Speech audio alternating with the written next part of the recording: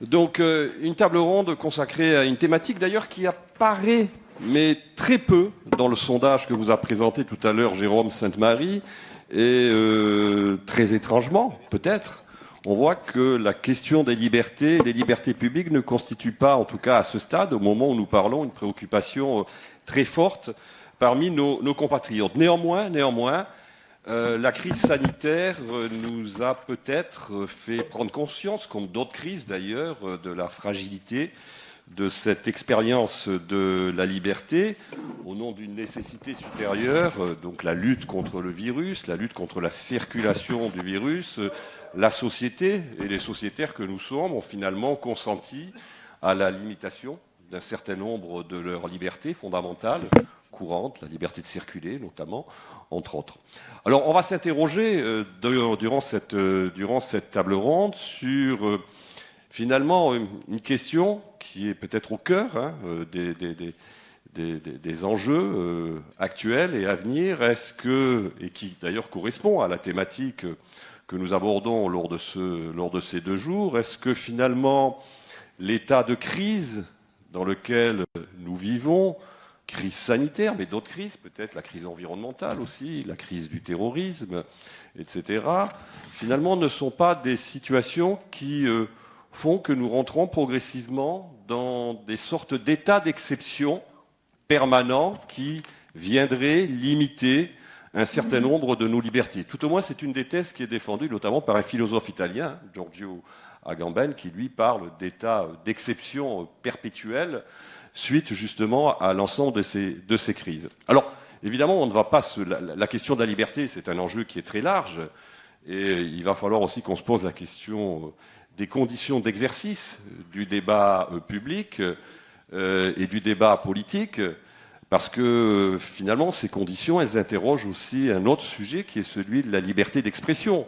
On voit bien qu'il existe aujourd'hui un certain nombre de courants, de mouvements qui parfois entendent, si ce n'est réguler, mais surtout parfois régenter le débat public. En d'autres termes, est-ce que nous sommes moins libres aujourd'hui dans notre faculté d'expression que nous l'étions par le passé? C'est une question qui se pose de manière récurrente aujourd'hui aussi dans le débat public. Alors, pour aborder toutes ces questions, un panel extrêmement, j'allais dire, divers et prestigieux autour de moi. Alors, tout à fait à ma droite, Myriam Revaud-Dallon, vous êtes philosophe, professeur émérite à l'école pratique des hautes études. Vous avez publié plus d'une vingtaine d'ouvrages. J'ai regardé votre bibliographie, elle est extrêmement importante, de très nombreux articles. Alors je cite quelques-uns de vos ouvrages. Le pouvoir des commencements, essai sur l'autorité, paru au Seuil. La crise sans fin, essai sur l'expérience moderne du temps, toujours au Seuil. Plus récemment, l'esprit du macronisme ou l'art de dévoyer les concepts, en 2021. Et vous m'avez signalé que sortait en poche, là, dans quelques jours, un ouvrage que vous avez publié, je ne sais plus en quelle année, bon, peu importe, dans les années 2000, je crois, La faiblesse du vrai, ce que la post-vérité fait à notre monde commun. Ça sera publié dans très peu de temps. À côté de vous, Nicolas Bavrez, vous êtes haut fonctionnaire, avocat, membre du comité de direction d'une revue amie, la revue Commentaire, fondée en son temps par Raymond Aron, éditorialiste au Figaro, au Point. Vous aussi, vous êtes l'auteur de plus d'une vingtaine d'ouvrages, j'en cite quelques-uns. Violence et passion, défendre la liberté à l'âge de l'histoire universelle, relire Tocqueville, l'alerte démocratique en 2020, et tout récemment, là, au mois de septembre, fin septembre, reconstruction, au pluriel, aux éditions de l'Observatoire. Alors, sur ma gauche, tout à fait, au bout, Benjamin Morel, vous êtes maître de conférence en droit constitutionnel à Paris 2, si je ne me trompe pas, voilà. Il faut être toujours très précis lorsqu'on cite les universités, c'est important. Et vous avez publié en 2019 un ouvrage, Le droit constitutionnel, aux éditions Belin. Et à côté de vous, Jean-François Colosimo, historien, théologien, directeur des éditions du Cerf, auteur lui aussi de nombreux ouvrages, je cite les tout derniers, La religion française en 2019, Le sable et le turban en 2020 aux éditions du Cerf, et tout récemment avec Régis Debray et Didier Lesky, République ou Barbarie en juin 2021.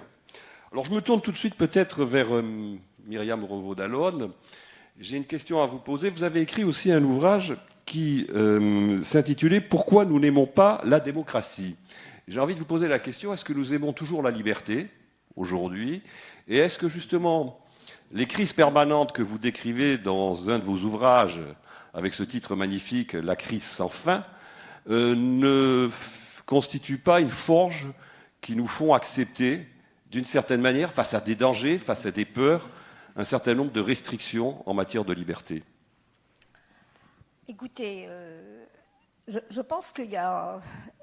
On ne peut pas dire qu'on n'aime pas, ou que les gens, si vous posez la question, tout le monde vous dira qu'il aime la liberté, qu'il aime sa liberté. Tout le problème est de savoir, alors même si on accepte par moments des restrictions à cette liberté, mais là on en parlera peut-être tout à l'heure à propos de la question de l'état d'urgence ou de la limitation des libertés ou non de la liberté. Mais je voudrais... avant de répondre à cette question, je crois qu'il faut poser un préalable. La définition de la liberté. Oui, enfin, voilà. Non pas la définition, il n'est pas question de faire un cours de philosophie sur la liberté, mais je crois que pour aborder cette question, il faut, je dirais, analyser la façon dont on pose le problème de la liberté. C'est-à-dire, par exemple, l'intitulé de la table ronde, c'est « La liberté est-elle en danger ?» Bon. Il y a au moins deux manières d'aborder cette question. Soit qu'on la pose en partant du face-à-face entre la liberté privée et l'ordre public, c'est-à-dire la liberté individuelle face à l'ensemble des contraintes posées par l'ordre public, soit qu'on entend la liberté, et je trouve ça plus intéressant, comme autonomie, au sens où que lui donnait par exemple Rousseau, c'est-à-dire se donner à soi-même sa propre loi, ce qui permet de résoudre théoriquement le conflit entre obéissance et liberté, c'est-à-dire à condition que l'individu puisse se penser comme citoyen et que le bien de tous puisse être perçu comme supérieur aux désirs, aux intérêts égoïstes. Donc il y a deux manières de poser cette question, ce sont des préalables implicites. La première, c'est si on pose l'existence d'un sujet individuel. C'est presque la manière la plus immédiate, je dirais, c'est ce qui correspond au ressenti commun. Si on pose l'existence d'un sujet individuel porteur de droits et de pouvoirs relatifs avant l'intervention de la société, comme si l'ensemble des institutions était quelque chose comme un instrument extrinsèque, alors à ce moment-là, la dimension politique, elle est en quelque sorte surajoutée à la liberté individuelle. Et dans ces conditions, les obligations de l'individu à l'égard de la communauté ou de la société sont perçues comme conditionnelles. C'est-à-dire que l'individu se pense comme porteur de droits qui préexistent à l'institution. Et, je reviens au résultat du sondage, à ce moment-là, il considère l'État comme un simple instrument de sécurité qui est destiné à le protéger afin qu'il puisse poursuivre ses buts et ses intérêts particuliers. Mais on peut penser autrement le rapport de l'individu et des institutions sociales. C'est-à-dire qu'on peut considérer cet individu et la liberté de cet individu comme, je dirais, endetté de naissance à l'égard d'une communauté qui permet aux individus de déployer leurs capacités et leurs potentialités. C'est-à-dire que l'autonomie des individus, et je pense que c'est ça la pensée fondamentale des Lumières, l'autonomie des individus ne peut en effet se développer et s'accomplir que par le biais de leur appartenance à la société et par la médiation des institutions. Donc je dirais, permettez-moi de faire ce préalable que je trouve très important, je pense que penser la liberté des individus, c'est la penser dans son rapport avec les institutions. Et que la difficulté, ce n'est évidemment à la faveur, entre autres, des situations de crise, mais pas seulement. La difficulté, c'est aujourd'hui que les institutions sont devenues pour les individus illisibles et indéchiffrables, étrangères ou aliénantes et pesantes. D'où le fait que beaucoup sont tentés par le fantasme d'une liberté sans institution. Et je dirais que, de ce point de vue-là, nous ne comprenons plus ce que c'est que le rapport de la liberté et de l'institution. Et pour nous, aujourd'hui, qui sommes mis en demeure, pour toutes sortes de raisons, de réactualiser le pacte social, le problème est crucial et qu'il engage notre rapport à l'exercice de toutes les formes d'autorité, c'est-à-dire la façon dont nous pensons la liberté et l'institution. Et alors je voudrais ici terminer, après je reviendrai sur les questions de la crise et de l'état d'urgence, mais j'arrête ici. Allez-y. Je voudrais terminer par une citation de Montesquieu, parce qu'il faut quand même rappeler un certain nombre de textes fondamentaux. Livre 11 de l'Esprit des lois. Il est vrai que dans les démocraties, le peuple paraît faire ce qu'il veut. Mais la liberté politique ne consiste point à faire ce que l'on veut. Dans un État, c'est-à-dire dans une société où il y a des lois, la liberté ne peut consister qu'à vouloir faire ce que l'on doit vouloir et à n'être pas contraint de faire ce que l'on ne doit pas vouloir.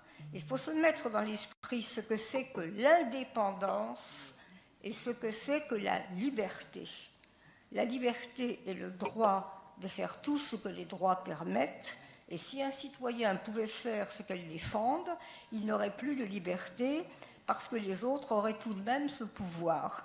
Donc, au fond, je réponds à votre question que quand vous posez la question de savoir est-ce qu'on aime toujours sa liberté, moi je vous réponds, est-ce que par liberté on entend indépendance ou bien est-ce qu'on entend liberté en rapport avec l'institution? Merci. On reviendra ensuite, plus tard. Je vais me tourner vers Benjamin Morel. Donc, on voit bien que la relation aux institutions aujourd'hui, c'est ce qu'explique Myriam Revaud-Dallon, et c'est ce que montre aussi d'une certaine manière l'étude que nous a présentée Jérôme Sainte-Marie, est une relation qui apparaît moins naturelle qu'elle ne l'était par le passé. C'est notamment la crise de la représentation dont on parle et qui d'ailleurs ne date pas d'aujourd'hui, qui a presque une trentaine d'années. Est-ce que vous, en tant qu'observateur de la vie politique, on vous voit très souvent aussi intervenir sur les plateaux de télévision, c'est quelque chose que vous ressentez, que vous percevez, et que justement, est-ce que disons, cette défiance vis-à-vis des institutions, elle crée de nouvelles demandes en matière de liberté. Je pense par exemple, je vais prendre un exemple très précis, on a vu que le mouvement des Gilets jaunes, qui s'était construit à partir de revendications sociales, a très vite ensuite, s'est très vite ensuite développé sur un certain nombre de revendications politiques, notamment le fameux RIC, référendum d'initiative citoyenne. Alors, est-ce qu'il y a de nouvelles demandes ? Je ne sais pas si ça fonctionne bien, oui je crois. Est-ce qu'il y a de nouvelles demandes de liberté ? Je crois, et là-dessus j'embraye un peu sur ce qui a été dit, je crois qu'il y a surtout une demande de politique, paradoxalement. C'est-à-dire qu'il y a une désaffiliation politique, le sentiment que le politique devient étranger, mais en même temps, quand vous prenez à la fois les enquêtes et les discours politiques au moment de la crise des Gilets jaunes, vous voyez qu'il y a une demande de politique. La crise des Gilets jaunes, si vous l'analysez dans la longueur, en réalité vous avez plusieurs étapes. Vous avez une première étape où, grosso modo, on va demander à l'État, eh bien, j'ai faim, remplis mon frigo. C'est-à-dire, là, pour le coup, il y a une problématique sociale, une problématique qui implique du coup que, eh bien, cet outil, dont tout à l'heure dans le sondage on a vu qu'il pouvait apparaître moins performant que le proche entourage, eh bien, répondent à sa fonction. qui est celui, en réalité, de n'être jamais que l'instrument de souveraineté dans lesquels chaque citoyen a pu investir. Quand l'État dit, et on y viendra sans doute avec l'état d'urgence et le droit par la suite, quand l'État dit ben non, en réalité, je ne peux pas. Je ne peux pas parce que contraintes européennes, parce que contraintes budgétaires, etc. Eh bien, là, il y a quelque chose qui se brise. Et je crois que si on veut analyser aujourd'hui la crise du politique et également, par ricochet, la crise du droit, il faut comprendre que cette réponse de non, je ne peux pas, non, l'État ne peut pas, n'est aujourd'hui plus réellement une réponse audible. Et dès le moment où elle est prononcée, eh bien, vous avez deux types de réponses de la part des citoyens. Soit vous avez un effet de désengagement, auquel cas, eh bien, je vais me replier sur ma proximité, que ce soit communautaire ou que ce soit une proximité familiale. Grosso modo, puisque le politique ne peut pas, eh bien, je vais faire dans mon coin et je vais essayer de faire bouger le monde, eh bien, dans un cercle plus restreint. Mais c'est une brisure, c'est une cassure du pacte politique. Qu'est-ce que le pacte politique à l'origine? J'accepte de capituler une partie de ma liberté au nom d'une liberté qui va être une liberté collective, qui va être une projection de la capacité à agir. C'est également ça que signifie représenter. Dans représentation, vous avez certes la représentativité, mais vous avez également l'agir au nom d'eux. Et donc la crise de la représentation s'entend également dans ce sentiment d'une trahison ou d'une limitation de la capacité d'action du politique. Donc soit je me replie sur ma sphère communautaire, soit, deuxième option, eh bien, je décide de reprendre le contrôle de l'instrument.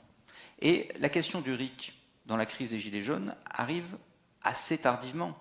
Elle n'est pas là sur les premiers ronds-points. Elle arrive en réalité lorsque vous avez ce non. Lorsque tout d'un coup, eh bien, vous avez quelque chose qui n'est pas acceptable, qui est tout bêtement eh ben, je veux pouvoir remplir mon frigo, et on me dit non, tu ne pourras pas remplir ton frigo. À ce moment-là, qu'est-ce que je fais? Je reprends le contrôle de l'instrument. Je reprends le contrôle de l'État. Et pour reprendre le contrôle de l'État, eh ben, je reprends le contrôle de la loi à travers le référendum d'initiative citoyenne, qui est une manière, en réalité, eh bien, de faire sauter les noms. Sur la question du référendum, je rappelle que tous les référendums que l'on a connus en France depuis les années 2000 ont été piétinés. Il y a certes le référendum constitutionnel européen, mais il y a le référendum sur la collectivité unique de Corse, 2003, collectivité unique votée en 2014, sur la collectivité unique d'Alsace, 2013, piétinée en 2019, sur Notre-Dame-des-Landes, 2015, je crois, peut-être une bêtise, et piétinée en 2017. Donc, vous voyez que là-dessus, vous avez aujourd'hui une perte de sens et de signification dans la capacité des pouvoirs publics de traduire la volonté populaire, d'où cette volonté de reprise et d'où également cette crise politique et également cette crise du droit. J'y reviendrai tout à l'heure sans doute quand on parlera des états d'exception, mais au bout du compte, qui va-t-on la plupart du temps accuser qui le politique va la plupart du temps accuser de ces difficultés-là? C'est le juge qui est vu soit au niveau européen, soit au niveau interne comme bornant les ambitions des politiques. Ce qu'on oublie souvent de dire, c'est qu'en réalité, qui a mis dans la Constitution les normes qui conduisent à limiter le champ du politique? C'est le politique. Souvent avec de bonnes intentions et souvent dans une démarche qui est une démarche justement de complaisance vis-à-vis d'une tendance de l'opinion. Que ce soit dans les traités ou dans la Constitution, vous avez là une démarche aujourd'hui de judiciarisation qui passe par une volonté justement de faire du juge notre arbitre suprême. Et là, vous voyez, et encore une fois, je rejoins un petit peu ce qui a été dit tout à l'heure, vous voyez toute l'ambiguïté aujourd'hui. D'une certaine façon, on est devenu très américain. C'est-à-dire que nous souhaitons à la fois du politique, ça c'est peut-être notre côté français, donc grosso modo, nous reprochons aux politiques de ne pas assez agir, nous reprochons aux politiques d'être bornés, d'être limités, mais en même temps, on souffre d'un syndrome de fétichisme constitutionnel, pour parler du domaine que je connais le mieux, qui est assez problématique. C'est-à-dire qu'en même temps que nous souhaitons plus de politique, nous souhaitons mettre dans la Constitution tout ce qui nous semble important, et ce qui conduit en réalité à limiter, à borner le politique. Quand je veux mettre, une nouvelle fois, il y a déjà l'environnement dans la Constitution, qu'est-ce que je fais en réalité? Eh bien, je donne le pouvoir et je demande à Laurent Fabius, qui n'a rien demandé, hein, ce n'est pas le gouvernement des juges. Laurent Fabius n'a pas dit « je veux que l'environnement soit inscrit à l'article 1er ». Je donne à Laurent Fabius le soin d'arbitrer au regard de techniques d'interprétation juridique dont on peut discuter la pertinence, mais qui sont extrêmement difficiles à mettre en place, parce que lorsque vous avez, en tant que juge, à arbitrer entre des concepts flous, la réalité, c'est que vous avez un pouvoir quasiment discrétionnaire. Et donc, lorsque je demande à mettre dans la Constitution les choses qui me semblent importantes, eh bien, je rogne la part d'action, la capacité d'action du politique, au nom d'une vision qui est une vision, en réalité, judiciarisée de l'exercice de mes libertés. Parce que demain, cet État dont je reproche de ne pas être l'excroissance de ma propre liberté et de ne pas agir en mon nom, eh bien, je vais aller l'attaquer pour lui dire qu'il ne respecte pas les obligations environnementales qui sont dans les traités ou qui sont dans la Constitution, il ne respecte pas les libertés publiques ou telle garantie fondamentale qui a été mise dans la Constitution, qui a été mise dans les traités. Et donc, il y a une forme de schizophrénie. J'agis en tant qu'individu contre l'État pour faire valoir mes libertés contre cet État, et en même temps, je suis très frustré lorsque cet État me dit « je ne peux pas ». Et là, je crois qu'on a quand même l'une des sources aujourd'hui, à la fois de la crise du droit et de la crise de la représentation. Merci, Benjamin.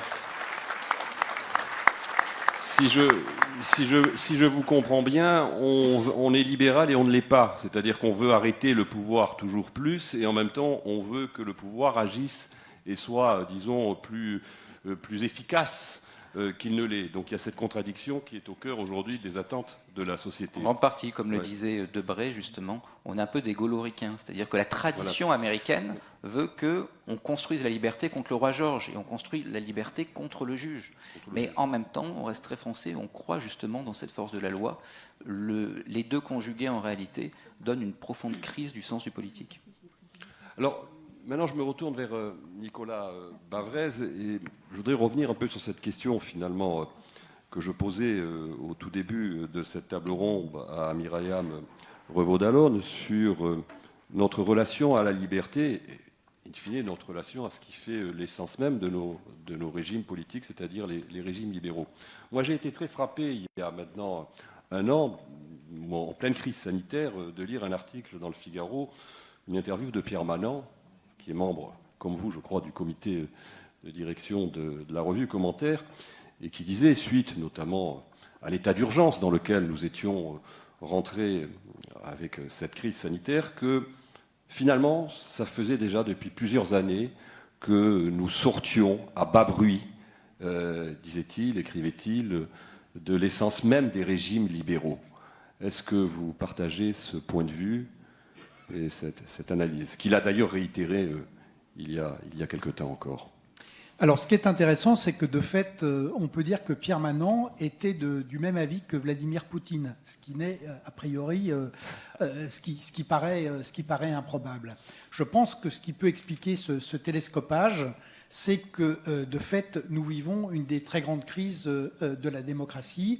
Et je voudrais essayer, dans la continuité de ce qui vient d'être dit, peut-être de la resituer rapidement dans l'histoire, mais aussi géographiquement, pour montrer que le problème, en l'occurrence, n'est pas uniquement français, même s'il y a une exception française.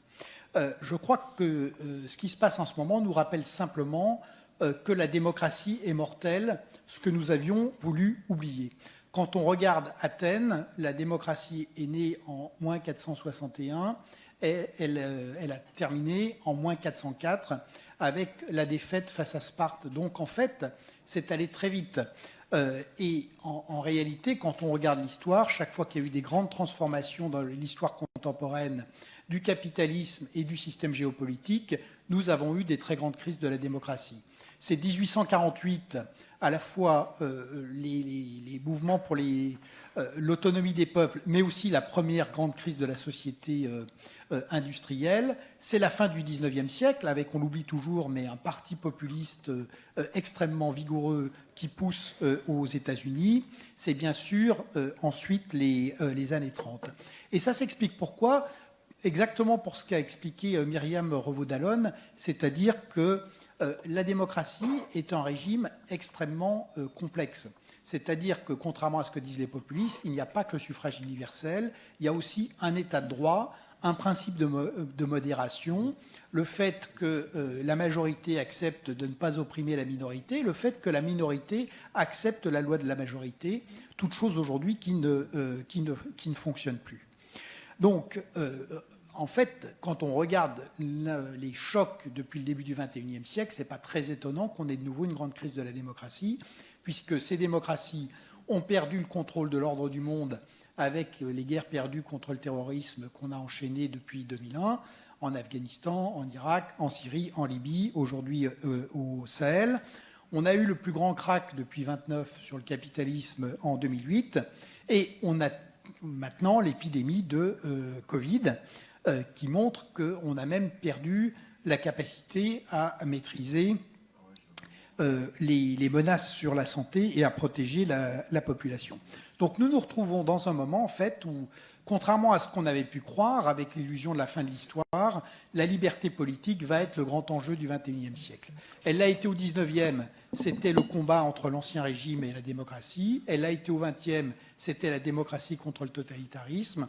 Aujourd'hui, c'est la démocratie face à des menaces extérieures qui sont la Chine totalitaire, les démocratures, les djihadistes, et face à des menaces intérieures qui sont la démocratie libérale, les populistes, et, j'allais dire, les identités qui sont maintenant, qui partent à l'assaut de la liberté, avec deux types, la culture woke d'un côté, et puis évidemment l'extrême droite de l'autre. Donc, très vite, je voudrais vous montrer trois choses. Premièrement, que l'épidémie de Covid a évidemment accéléré, révélé l'ampleur de la crise des démocraties. Ensuite, qu'en fait, cette crise vient de beaucoup plus loin. Et regardez très vite deux, trois pistes de reconstruction pour vous montrer qu'on est maintenant dans un moment critique. C'est un peu 1945, c'est-à-dire 1945, c'est le côté positif. Soit on arrive à refonder la démocratie, ou alors si on n'y arrive pas, c'est 1918, c'est-à-dire qu'on a l'impression d'une grande victoire de la démocratie, et puis une décennie après, on a des régimes autoritaires et totalitaires partout. Donc, sur l'épidémie de Covid, il y a un classement, je m'excuse, je suis obligé de citer un de vos confrères, c'est The Economist, qui fait un classement des États dans le monde. Sur 167 États, pour The Economist, il reste 23 véritables démocraties. Ça fait 8,4% de la population mondiale. Alors, la démocratie n'a jamais été majoritaire, mais on voit que c'est quand même très peu. On a 57 régimes autoritaires, 35 régimes hybrides. Et il y a deux effets spectaculaires. La poussée des modèles autoritaires, on voit les coups d'État un peu partout dans le monde et la remontée également des génocides, mais il y a aussi la dégradation, ce qui se passe dans les démocraties, avec évidemment les confinements, les états d'urgence, la montée d'un certain nombre de technologies de surveillance. Et puis derrière, l'épidémie, c'est une dynamique de polarisation qu'on a vue entre les individus, entre les entreprises, mais aussi entre les nations et au sein des nations. Et c'est aussi un énorme choc sur les mentalités. Le sondage qui a été présenté, c'est exactement ça, c'est-à-dire que la pandémie, normalement, devrait amener la coopération entre les nations, parce que c'est par définition un fléau universel, et c'est exactement l'inverse, c'est une logique de repli, de ressentiment, de fermeture et de peur. Et c'est aussi, comme on l'avait vu avec la grande peste de 1348-1350, avec les flagellants, c'est en fait, alors que normalement on devrait faire appel à la raison et à la science, c'est un espace énorme ouvert à l'obscurantisme et à l'irrationalité, ce qu'on voit aujourd'hui, par exemple, avec les mouvements anti-vaccins. Donc, premièrement, accélération à cause du Covid. Deuxièmement, on allait très vite, évidemment, la Covid, comme toujours, comme pour d'autres aspects, c'est un accélérateur, c'est un révélateur, ça n'est pas la cause profonde. La cause profonde, elle est antérieure, c'est-à-dire on a laissé en fait, après le 1989, le capitalisme en pilotage économique, l'économie de bulle, on a eu le krach de 2008 et on a eu cette illusion que la démocratie, c'était Fukuyama, que la démocratie de marché avait gagné pour l'éternité. En réalité, même si c'est désagréable, Huntington n'a pas raison sur tout, mais il avait raison sur l'essentiel. C'est-à-dire que c'est un monde où les identités sont de retour et où la liberté est en grand danger. Et on a laissé également donc revenir en force les problèmes d'inégalité, les problèmes de ressentiment culturel. On a laissé s'installer de la violence et on a laissé les institutions se paralyser. Donc finalement, on a tous les éléments d'une crise majeure et qui ressemble à celle en fait des années 30, avec l'enchaînement choc économique, montée de la violence, des guerres et des tensions internationales, déstabilisation des classes moyennes. Et ce qu'on n'a pas voulu voir, maintenant, vraiment, on a en face de nous des modèles alternatifs qui expliquent qu'ils sont plus compétents pour gérer l'économie, le développement, pour gérer la sécurité, pour gérer les risques. C'est la Chine, c'est les démocratures russes et turques, voire même parfois les djihadistes. Donc c'est pour ça, si vous voulez, qu'on est vraiment comme en 1945 et qu'aujourd'hui, le temps du déni n'est plus là et qu'il faut vraiment regarder les choses en face. Vladimir Poutine a expliqué qu'effectivement le libéralisme était terminé, qu'il était obsolète. Xi Jinping dit un peu la même chose. Les djihadistes, eux aussi, parlent de décadence de l'Occident et d'une certaine manière, les partisans de la woke culture ou l'extrême droite montent aussi à l'assaut de la liberté. Il y a trois choses qui sont très importantes, comme je vous l'ai indiqué. Premièrement, donc, il faut avoir conscience qu'aujourd'hui, le combat pour la liberté va redevenir absolument central. Il y a des points positifs qu'on ne veut pas voir chez nous, c'est qu'au moment où on est en train effectivement de renoncer à beaucoup de choses en Occident, il y a des gens qui sont toujours prêts à risquer leur vie pour la liberté, à Hong Kong, à Taïwan, en Birmanie, à Alger, à Caracas, à Khartoum et à Moscou ou à Istanbul. D'une certaine manière, les réfugiés sont des gens qui risquent leur vie pour rejoindre des pays, pas seulement pour de la sécurité économique, mais aussi, on l'oublie souvent, pour de la liberté. Mais ça suppose, si vous voulez, que je crois qu'on prenne conscience que les adversaires de la liberté sont surtout forts de nos faiblesses. Et donc maintenant, il faut s'y attaquer. Et il faut s'y attaquer avec un nouveau pacte économique et social, en rétablissement l'État et sa dimension de monopole de la violence légitime qu'il a perdue, en réintégrant la citoyenneté. Pour ça, je pense que Tocqueville avait raison, l'engagement local est très important.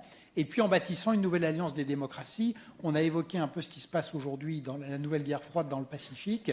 C'est vrai qu'on ne peut plus avoir un Occident qui est complètement sous la tutelle des États-Unis. Il faut trois pôles, mais trois pôles qui sont autonomes. Donc voilà, vous voyez ce par quoi je voudrais terminer, pour vous dire qu'on est dans un moment de très grand danger de la liberté, que les années 2020 vont être assez décisives, c'est-à-dire que soit on arrive à maîtriser la crise de nos pays, soit effectivement Pierre Manin ou Vladimir Poutine auront peut-être raison. Et donc c'est maintenant qu'il faut s'engager. Et il faut finalement, je crois, combler un double déficit, ce qui a vraiment manqué, qu'on a vu très fortement pendant l'épidémie, et sur les entreprises et sur nos nations.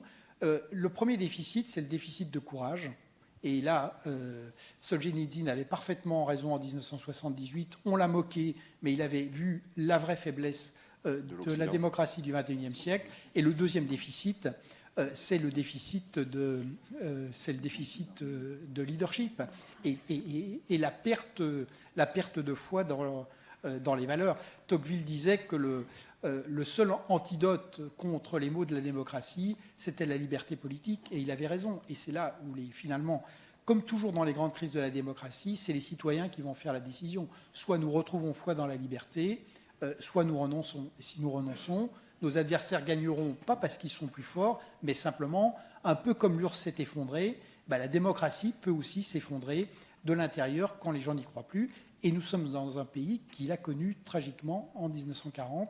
Il serait préférable d'éviter de recommencer. Merci beaucoup. Merci. Avant que je ne passe la parole à Jean-François Colosimo, je voudrais rebondir avec 2 observations en forme de question pour vous, Nicolas Bavrez. Peut-être la petite différence quand même avec 1945, c'est que 1945, c'était un monde où nous entrions dans ce qu'on a appelé, à partir de 1947, la guerre froide, c'est-à-dire un monde qui était bipolaire, d'une certaine manière, marqué par un affrontement bloc contre bloc. Le monde dans lequel nous sommes aujourd'hui est un monde beaucoup plus fractalisé. Donc c'est vraisemblablement l'une des difficultés aussi à laquelle nous sommes confrontés pour reconstruire aussi une forme d'ordre démocratique. Alors, je pense que la vraie différence avec 1945, c'est que fort heureusement, on ne sort pas d'une guerre mondiale.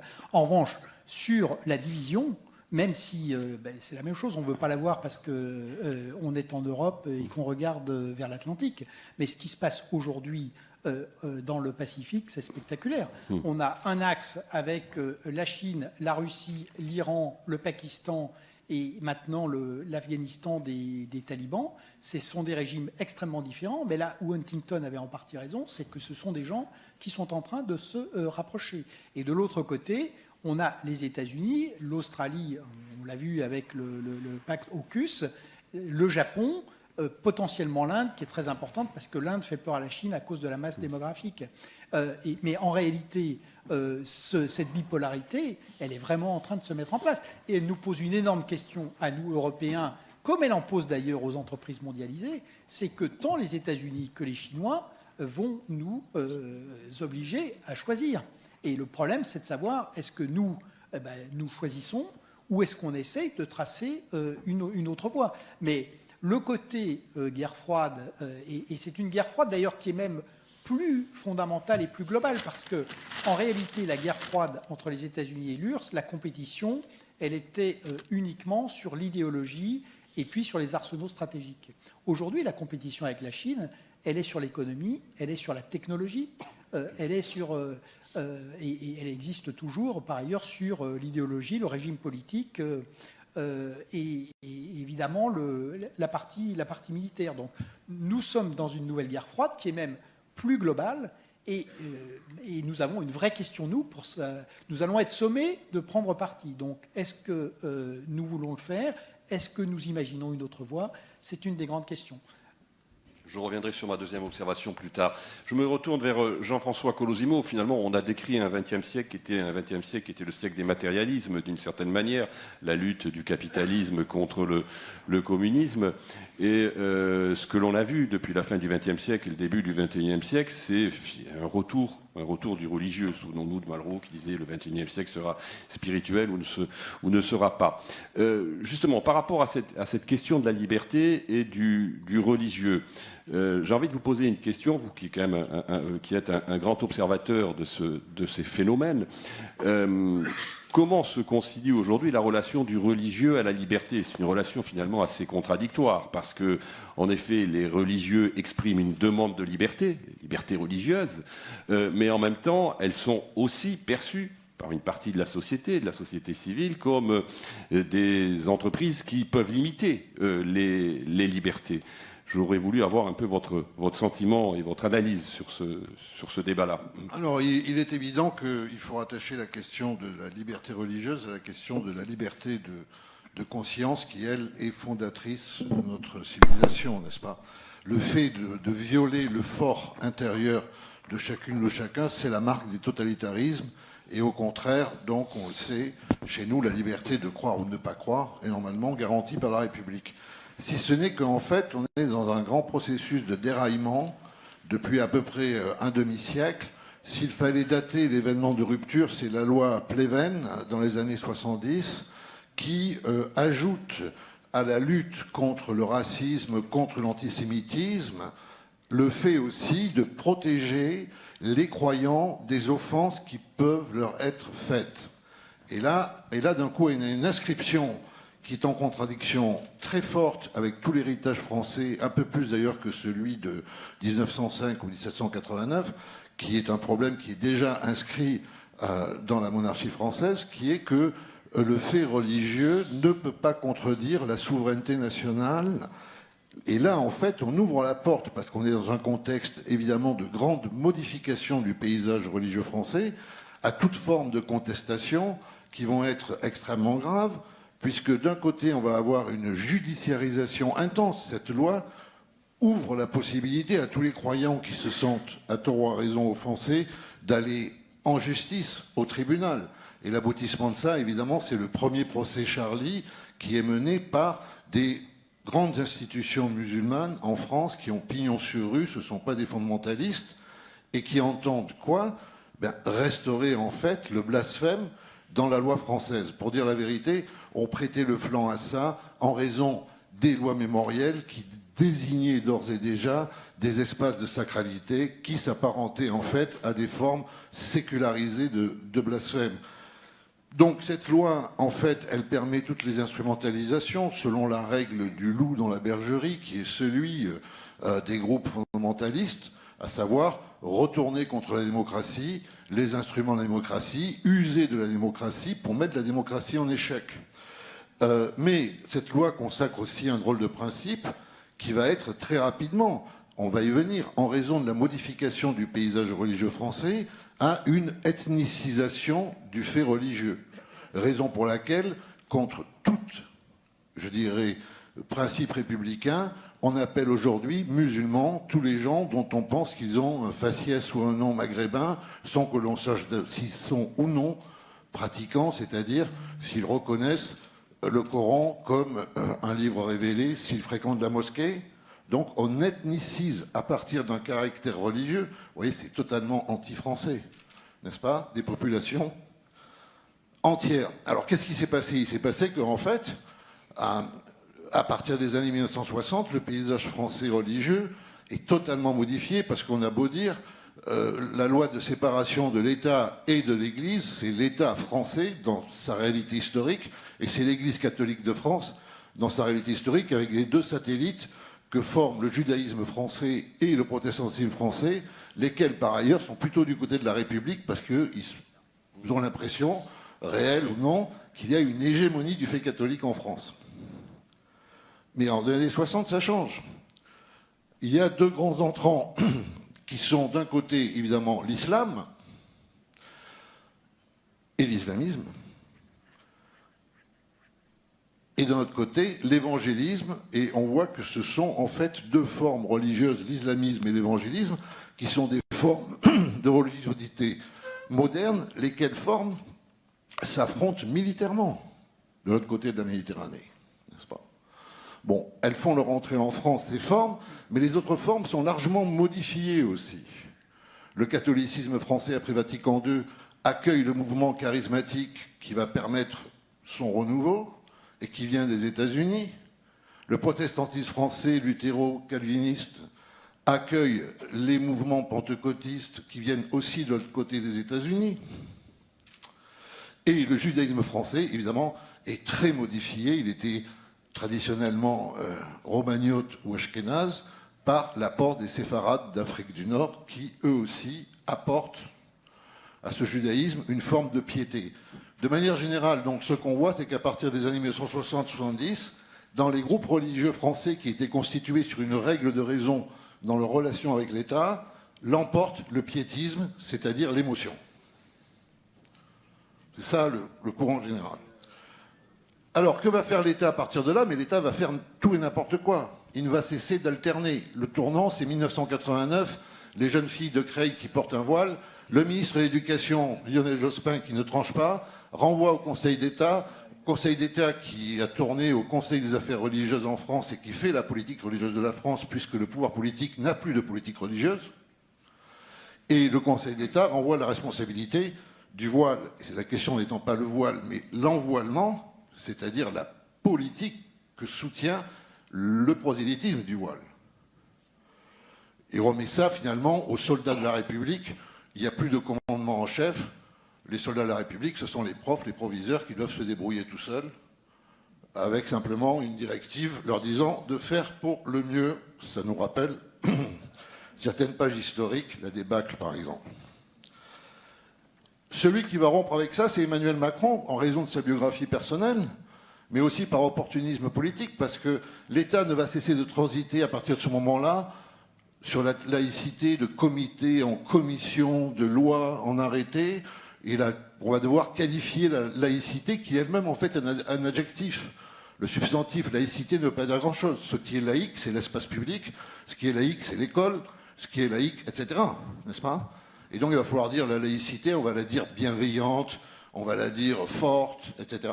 Et la laïcité va devenir, à rebours de toute, finalement, expectation, un apanage de l'extrême gauche, puisque finalement, pour l'extrême gauche, on ne savait pas laïque, la laïcité veut dire en fait le communautarisme et les droits donnés aux communautés dans lesquelles l'extrême gauche voit bien sûr un renfort populaire, n'est-ce pas? Et puis l'extrême droite, qu'on avait connue plutôt catholique intégriste, voire pagano-druidique, n'est-ce pas? Et qui d'un coup devient la grande défenseresse de la laïcité, n'est-ce pas? Avec l'extrême droite, laïcité veut dire en fait les musulmans dehors. À l'extrême gauche, ça veut dire les musulmans au pouvoir. Confère Edoui Plenel. N'est-ce pas? Donc, de ce point de vue-là, rapidement, qu'est-ce qui se passe? On a un président qui va faire la tournée des institutions religieuses comme aucun président de la République sous la Ve n'a jamais fait. Et il va montrer à tous les groupes religieux qu'il est le meilleur connaisseur de leur ABC dogmatique, allant au Bernardin jusqu'à dire qu'il faut renouer le lien entre l'État et l'Église en France, ce qui, pour un président garant de la Constitution et des institutions, est un peu bizarre, parce que ce lien, justement, ou plutôt le fait que ce lien a été coupé, est acté en 1905. Non, donc il vient vous concurrencer dans vos compétences théologiques. Oui. Bon, il est bien conseillé, c'est honnête. C'est honnête. Chaque fois, alors évidemment c'est un peu contradictoire d'aller dire aux catholiques qu'ils ont raison sur tout, aux protestants qu'ils ont raison sur tout, aux juifs qu'ils ont raison sur tout, et aux musulmans qu'ils ont raison sur tout, parce qu'ils ne sont pas d'accord entre eux, vous voyez. C'est dû en même temps. Voilà, ils ont même plutôt une conception exclusive de leur rapport à la vérité. Qu'est-ce qui se passe? Le en même temps fait que Emmanuel Macron, de plutôt communautariste, c'est le candidat de 2016 qui déclare « Moi, je comprends très bien qu'on ne puisse pas croire en Dieu modérément », c'est lui qui dit ça, devient en fait un président laïciste, peut-être par conversion, peut-être par opportunisme, peut-être par les deux, et qu'en fait, on va vivre un quinquennat, une espèce de, je dirais, de contraction extrême, finalement, de tous les problèmes français par rapport aux religieux, mais portés par le chef de l'État, en personne. Alors, rapidement, évidemment, Nicolas le disait, la crise de la pandémie fonctionne comme un accélérateur. Et là, c'est peut-être le tournant, en fait, entre le communautarisme des débuts et le laïcisme de la fin, c'est que, évidemment, d'abord, bon, les religions vont mal parce que le message politique se substitue à elles en sacralisant le prochain. N'est-ce pas? La règle éthique devient la règle de tous. Ne pas exposer l'autre, sauver l'autre. Donc là, on est à une forte sécularisation, en fait, et on prend les religions qui incarnent le principe de conviction en faisant de leur principe de conviction, le souci du prochain, le principe de responsabilité pour tous. On annule leurs différences.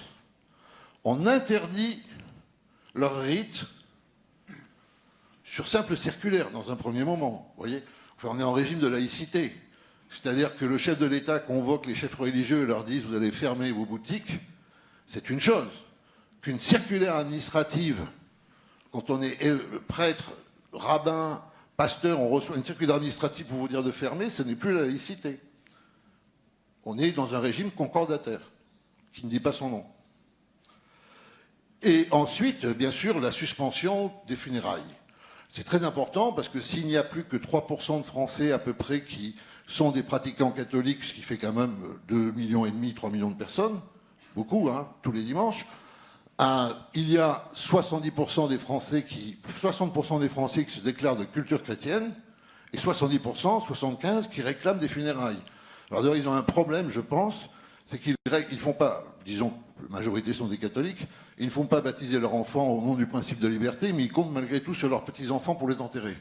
Là, je crois qu'ils n'ont pas beaucoup réfléchi sur le problème de la transmission.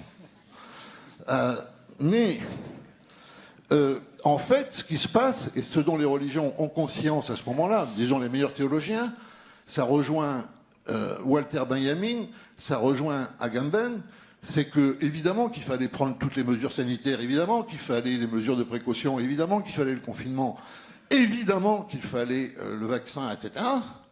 Mais malgré tout, l'État a imposé une conception qui est celle de la vie nue. C'est-à-dire, la vie nue, c'est la vie à laquelle réduit les individus dans un cadre totalitaire, à savoir le renoncement à tous leurs univers symboliques. Je n'ai pas dit que c'était totalitaire, je n'ai pas dit qu'on vit une époque totalitaire, je dis la vie nue, c'est la vie en fait de celui ou celle qui est dans un camp et qui doit renoncer à tout ce qui fait son individualité symbolique, sa foi, ses croyances, ses pensées, pour assurer sa survie biologique. Et c'est exactement, malheureusement, le discours qui nous a été donné, à savoir qu'il fallait à tout prix, et à n'importe quel prix se sauver, même au prix de ne plus pouvoir enterrer ses morts. Or, enterrer ses morts, c'est une définition anthropologique majeure. Donc là, le gouvernement a pris des responsabilités énormes en termes de confusion. Alors évidemment, on en arrive aujourd'hui au fait que, on l'a vu, on en arrive à cette loi sur le séparatisme, et j'en finirai là-dessus, qui est la loi la plus absurde du monde, qui est une loi faussement laïque, parce qu'elle va obliger, en fait, elle met sous régime de contrôle administratif toutes les institutions religieuses de France et de Navarre, mais c'est celles qui sont déjà connues en préfecture, n'est-ce pas? Puisqu'elle crée à ces institutions des obligations de s'inscrire, de se déclarer, de se laisser contrôler dans leurs finances, etc. Mais enfin, on comprend très bien que les institutions qui vont se présenter devant l'administration, ce sont les institutions qui n'ont rien, par définition, à se reprocher. Il n'y a aucun djihadiste qui, en raison de la loi sur le séparatisme, va dire à la préfecture « Salut, je suis en train de préparer un attentat ». Cette loi est parfaitement ridicule, mais elle met les religions en coupe réglée, pas tellement par malveillance, mais par ignorance. Parce qu'en fait, ce gouvernement est ignorant de l'histoire de France, tout simplement. Et de ce rapport particulier, exception française, à la religion. Alors on en arrive, juste, et je conclue là-dessus, c'était il y a 3 jours, le président... Alors je rappelle d'ailleurs que contre cette loi se sont levées ensemble les 3 confessions chrétiennes, l'Église catholique, les Églises protestantes et l'Église orthodoxe. C'est pas qu'on fait front commun pour dénoncer une loi non seulement stupide, contre-productive, mais à la fin aussi liberticide. Et ils n'ont pas tort, ces responsables religieux, de le poser ainsi, parce que, encore une fois, cette loi a été faite pour mettre l'islam, en fait, aux normes de la République. Pas du tout sûr que cette loi y arrive. En revanche, elle va empoisonner les relations avec tous les groupes religieux qui sont déjà aux normes de la République et jeter le soupçon sur ces groupes. Alors le dernier point, j'y arrive, c'est que dans ce problème de liberté de conscience, et j'ai fini, on l'a vu, le président de la conférence des évêques de France, titillé par un journaliste, a fini par dire que, oui, dans le cas du secret de confession, la loi religieuse était au-dessus de la loi de la République, alors que c'est la formule que martèle le ministre de l'Intérieur, et n'est-ce pas? Mais cette formule, elle s'adresse qu'à l'islam, parce qu'il n'y a que l'islam qui présente un contre-projet de loi religieuse qui serait aussi une loi de société, et non pas une loi interne au groupe religieux. Bon, il faut se rappeler que c'est le même président de la conférence épiscopale qui a convoqué la commission Sauvé, la fameuse SIAZ, pour faire la vérité sur les méfaits du clergé dans les cas de pédophilie, et qu'il y a consacré 3 millions d'euros. Donc, a priori, il n'est pas, lui, trop suspect de vouloir couvrir les choses, n'est-ce pas? Mais d'un coup, c'est devenu une véritable crise nationale, parce que, évidemment, d'abord, les gens sont ignorants, ils ne savent pas que le secret de confession est un secret professionnel garanti par la loi en France, 1810, 1891, sous la Troisième République, qui était plutôt bouffe-curé, que ce secret professionnel est garanti par une circulaire du ministère de la Justice administrative de 2004, mais qu'aujourd'hui elle est en contradiction avec la loi de 2018 qui crée l'obligation à quiconque a connaissance d'abus sur un mineur ou sur une personne vulnérable et d'abus sexuels de les dénoncer. Donc c'est le législateur qui n'a pas fait son travail, qui n'a pas harmonisé la loi. C'est ça le véritable défaut qu'il y a derrière. Et donc, malgré tout, si on s'éloigne de ça, si on ne veut pas en rester sur l'événement, il y a quand même le fait que ce n'est pas que le secret de confession qui est aujourd'hui attaqué, ce sont tous les secrets professionnels, le secret des avocats, le secret des médecins, et que, évidemment, la demande de transparence est telle qu'elle aboutit aussi à savoir où en est l'intime. Or, l'intime, c'est le lieu du fort intérieur, c'est le lieu de la liberté de conscience. J'ai dit, dégageons-nous de l'événement qui... On pourra y revenir. Alors, cette intimation à la transparence fait que, en fait, le principal problème de notre société aujourd'hui, c'est l'autocensure. C'est pas la censure, on n'est pas dans un régime totalitaire, c'est l'autocensure.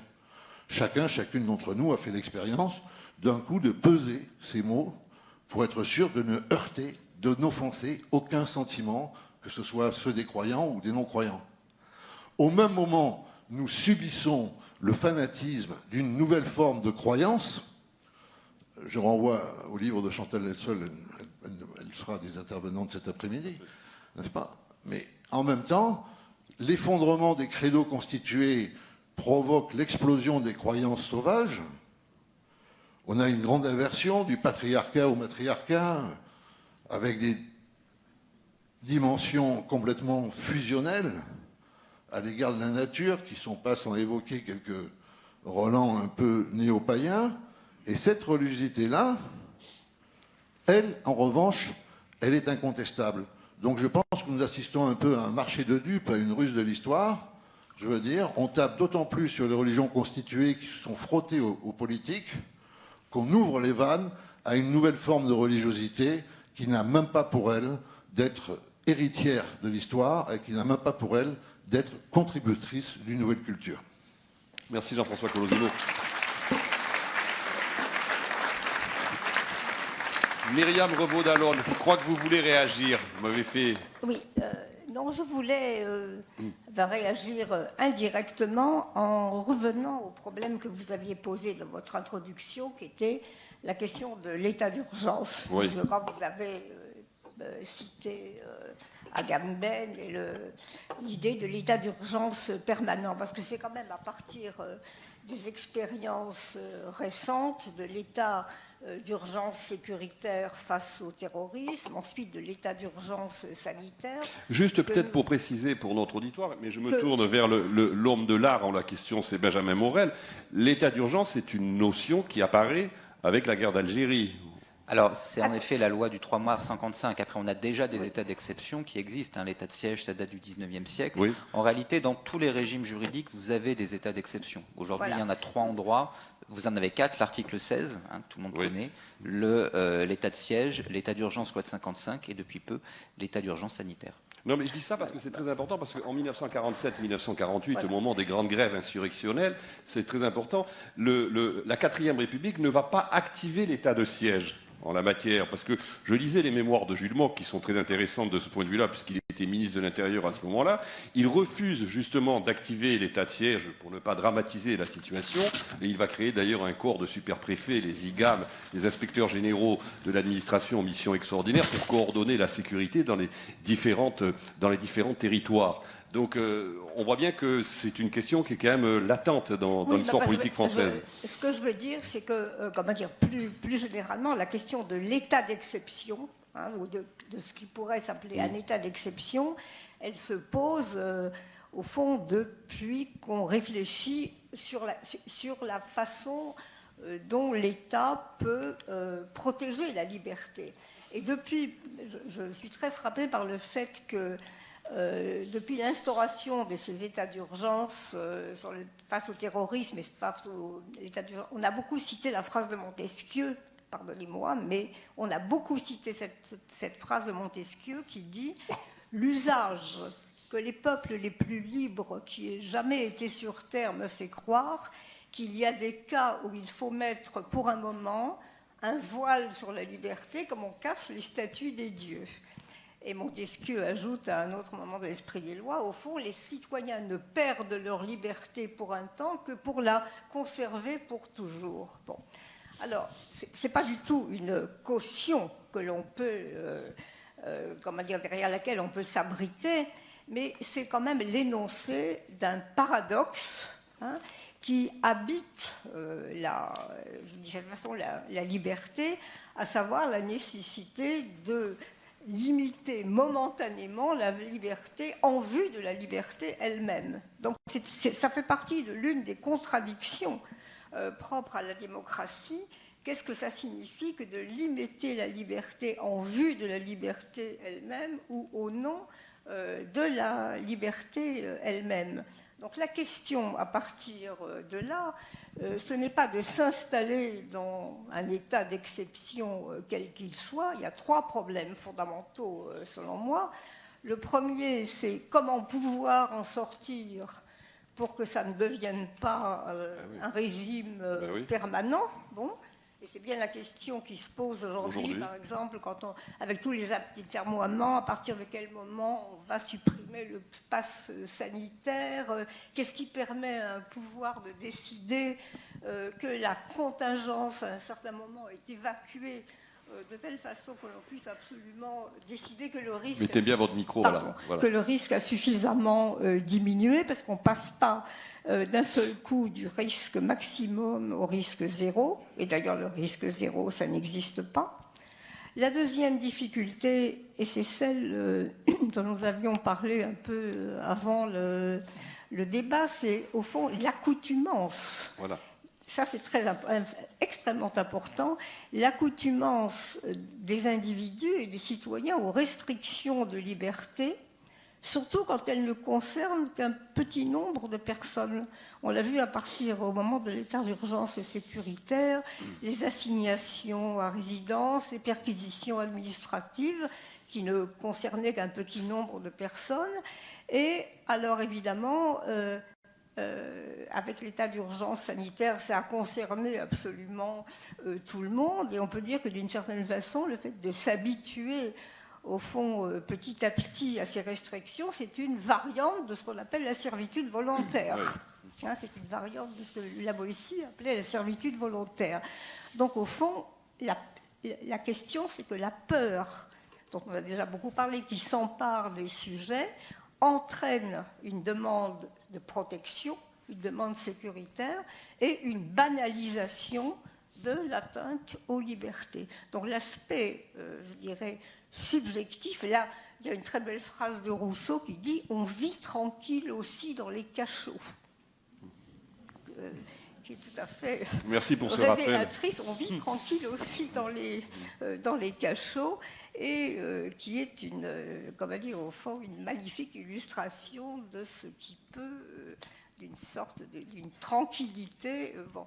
Et la troisième chose, le troisième problème qui me paraît le plus je dirais fondamental à long terme, c'est comment faire, parce que pour que la mutation des menaces que le pouvoir est censé combattre n'autorise pas un recours de plus en plus fréquent à l'état d'exception.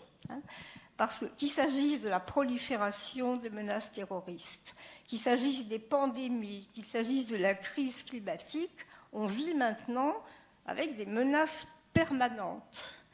Est-ce que la bonne réponse, ou la réponse la plus adéquate, la plus pertinente, c'est d'avoir recours de plus en plus souvent, au coup par coup, à des états d'exception?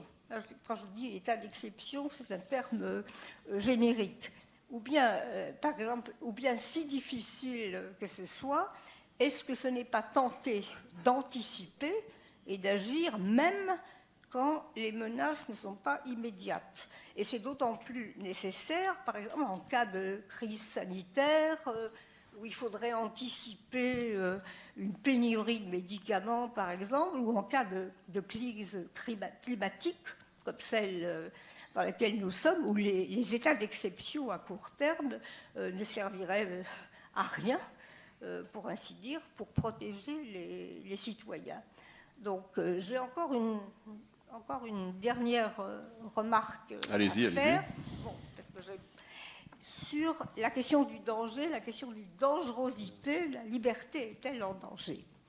Sous la pression des événements, on a mis l'accent sur les questions liées à l'urgence, c'est-à-dire l'urgence terroriste, sanitaire, horizon de crise. Bon.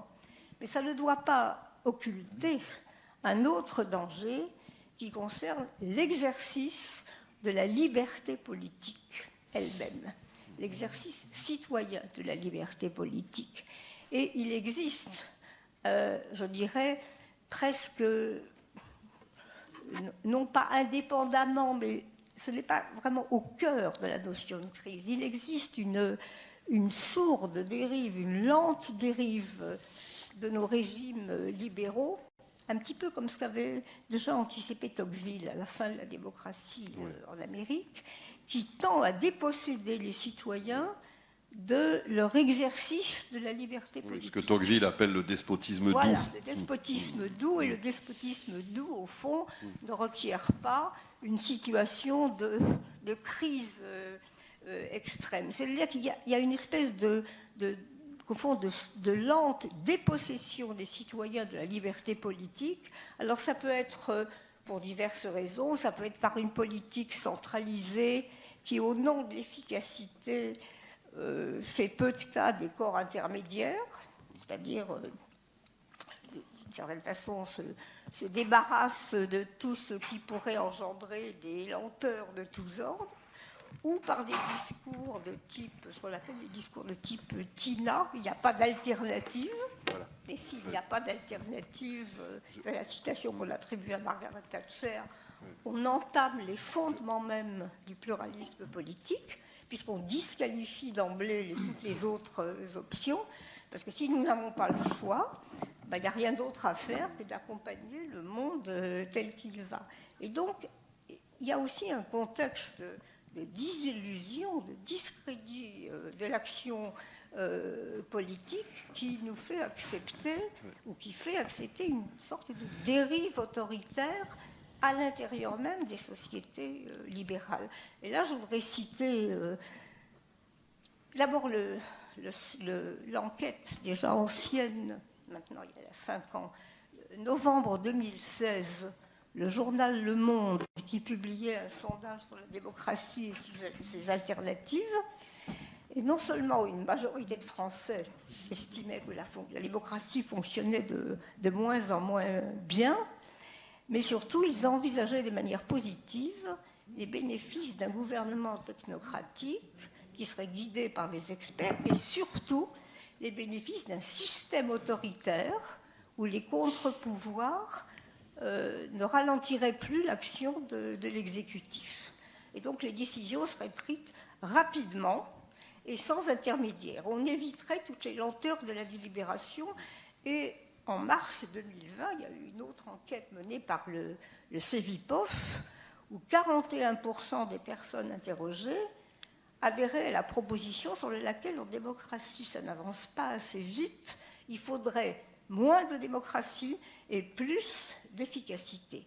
Donc ce que je veux dire, c'est qu'on peut, bien au-delà des situations dites de crise, et pas seulement sous la pression de l'urgence, sacrifier l'exercice de la liberté politique, procédure pluralisme, procédure délibérative, liberté d'expression au nom de l'efficacité.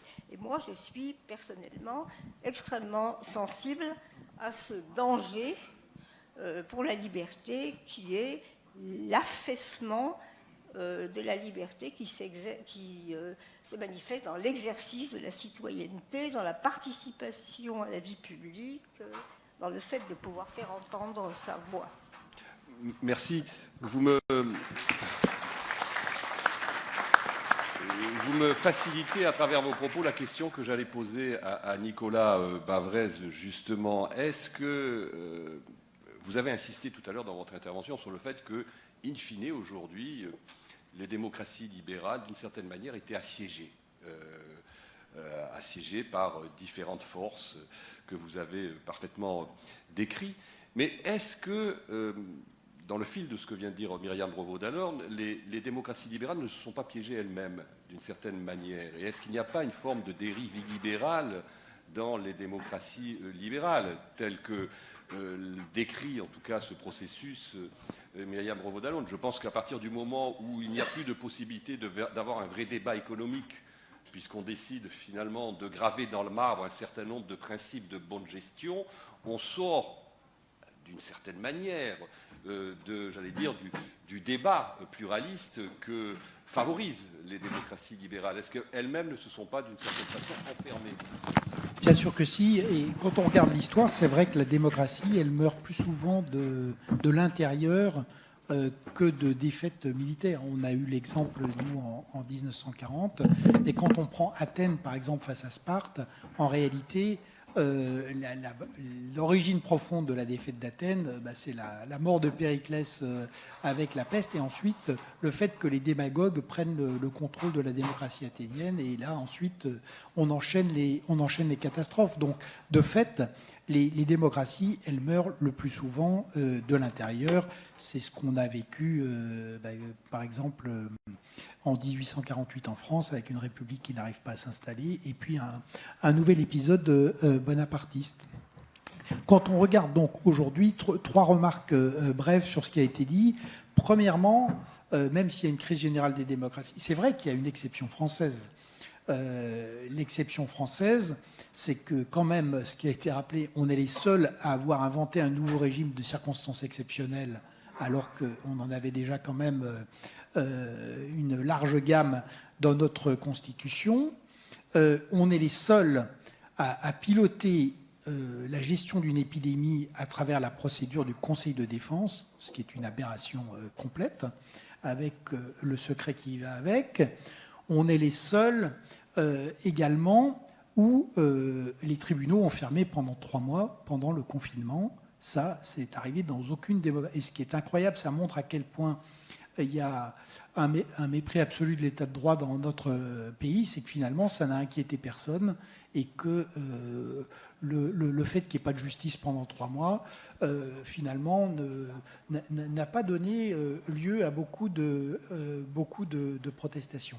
Et c'est vrai que du coup, on se retrouve, si vous voulez, avec une spirale infernale, c'est-à-dire que le Parlement n'a joué aucun rôle, donc on a désarmé le contre-pouvoir parlementaire, il n'y a pas de contrôle politique de ce que fait en réalité le président de la République, et ça explique la judiciarisation complètement aberrante, avec 18 000 plaintes en cour de justice de la République, et quasiment le même nombre maintenant au parquet de Paris, avec des perquisitions où on va confisquer l'ordinateur du Premier ministre et du ministre de la Santé en pleine épidémie. Donc, vous voyez à quel point le fait d'avoir des institutions qui ne fonctionnent plus, ça a quand même des conséquences extrêmement graves sur le pilotage de l'épidémie. Ça, c'est pour le droit. Je voudrais ensuite, toujours pour essayer de regarder un peu quand même ce qui se passe ailleurs, la deuxième leçon qu'on voit peu en France, parce qu'on ne s'intéresse pas assez à ce qui se passe à l'étranger, mais ça se passe aussi en partie chez nous, c'est quand même les risques liés aux technologies. Alors, il y a un cas pathologique qui est la Chine, où là, on a vraiment un Big Brother numérique qui est vraiment glaçant, puisqu'il y a un croisement des données de santé, des données personnelles, des données de déplacement, qui fait qu'à chaque moment, c'est pour ça que l'économie chinoise repart par Internet beaucoup plus que par le commerce physique, et que la partie restauration a du mal à repartir, parce que vous devez vous promener avec le téléphone portable, et si vous passez à moins d'1 mètre de quelqu'un qui est au moins cas contact, vous devez rester chez vous pendant 1 mois. Donc vous réfléchissez sérieusement à l'endroit où vous allez vous promener, et dans le système chinois, pour le coup, si vous êtes en infraction, c'est la prison directe. Il y a un autre élément qui est en train de pointer, que je trouve intéressant, avec Facebook, et du coup, ça interroge sur les réseaux sociaux. La vérité qui est en train d'apparaître sur Facebook, c'est qu'en réalité, il n'y a aucun contrôle vrai des messages haineux. Ça nous ramène quand même à ce qui se passe chez nous. Si on regarde la catastrophe sanitaire des Antilles et aujourd'hui de la Guyane, c'est quand même des départements français sur lesquels il y a une personne sur 300 ou 400 qui va mourir ou qui est déjà morte du Covid aujourd'hui, alors que mourir du Covid aujourd'hui, c'est complètement absurde.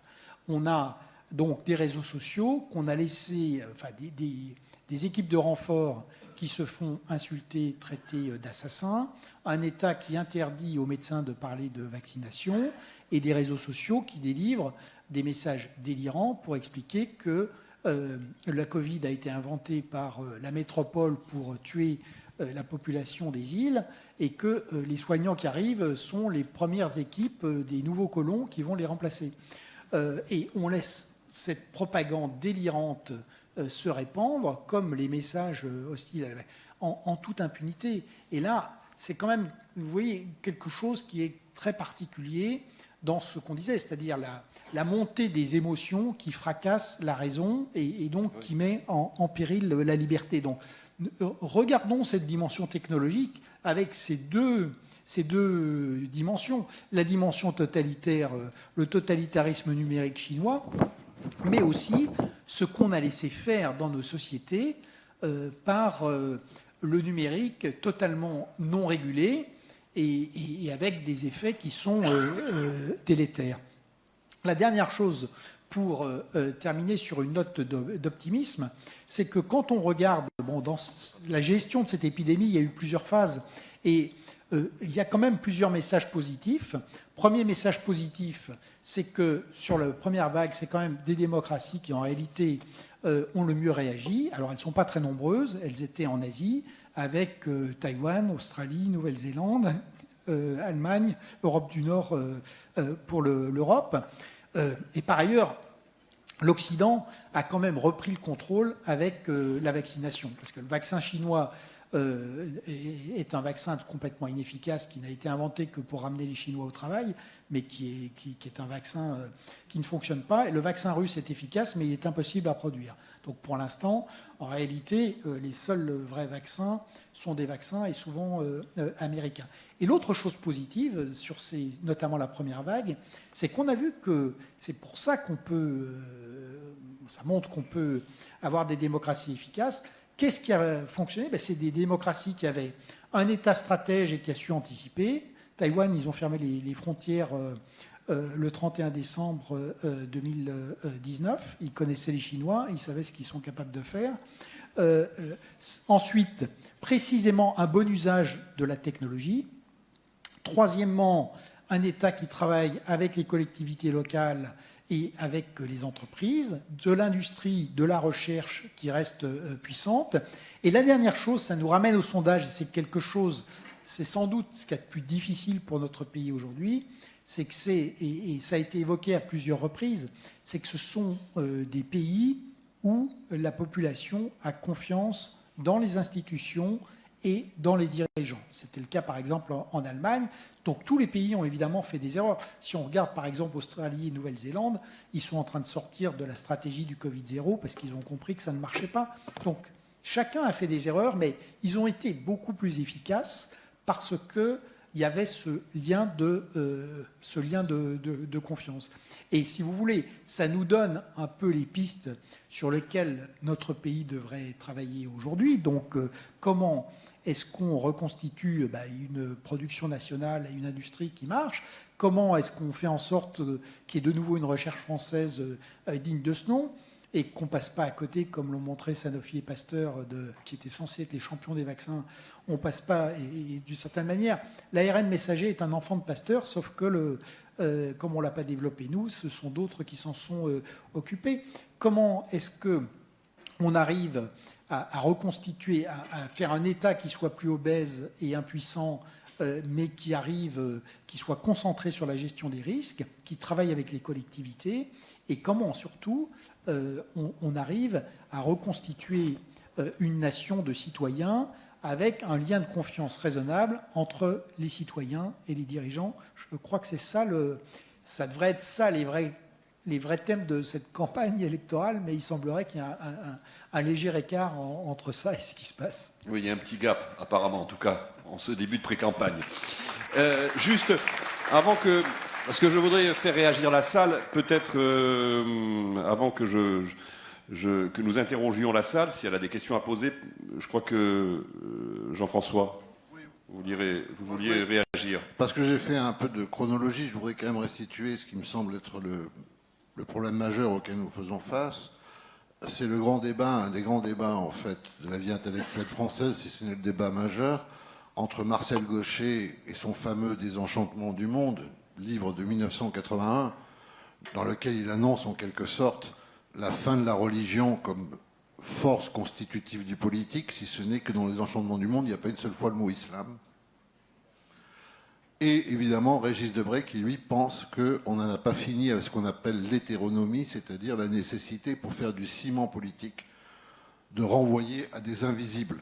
Alors ces invisibles, ça peut être le Dieu de l'Évangile, le Dieu de la Bible, mais ça peut être aussi la patrie avec un grand P, l'Empire avec un grand E, la nation avec un grand N, à preuve d'ailleurs que la Troisième République avait édifié une sorte de religion civile et républicaine qui avait pour faiblesse d'être le parfait décalque des institutions chrétiennes en instituant un catéchisme républicain, en instituant un baptême républicain. Je vous rappelle qu'il est à disposition dans vos mairies. Hein. Vous pouvez aller faire baptiser votre enfant de manière républicaine, c'est resté. Évidemment, un temple républicain, le Panthéon, qui était une ancienne église dont on avait enlevé les croix et qui était fait pour accueillir les hommes représentatifs de la République. À l'époque, c'était que les hommes d'ailleurs, etc., etc., etc. Et donc, il y avait une forme de religiosité, la preuve en étant que sous la Troisième République, le jour où l'Église, où le Vatican a fini par canoniser Jeanne d'Arc, qui était jusque-là tout simplement béatifiée pour le Vatican pour se faire un peu pardonner d'avoir un peu soutenu l'Allemagne quand même pendant la Première Guerre mondiale, n'est-ce pas? La République a répliqué le même jour où Jeanne était levée sur les autels par le transfert du cœur de Gambetta ou de Jaurès, momifié au Panthéon lui-même. Donc nous vivions dans des rites, même s'ils étaient sécularisés. Et d'ailleurs, ce sont ces rites et la force de ces rites ou de ces croyances qui expliquent qu'on a pu absorber l'hémorragie de la Première Guerre mondiale en installant dans tous nos villages, en maillant tout le territoire, de ces ex-voto qui sont à la patrie reconnaissante, et on voit défiler des noms de familles entières. On soupçonne qu'ils sont cousins, frères, fils, pères, n'est-ce pas?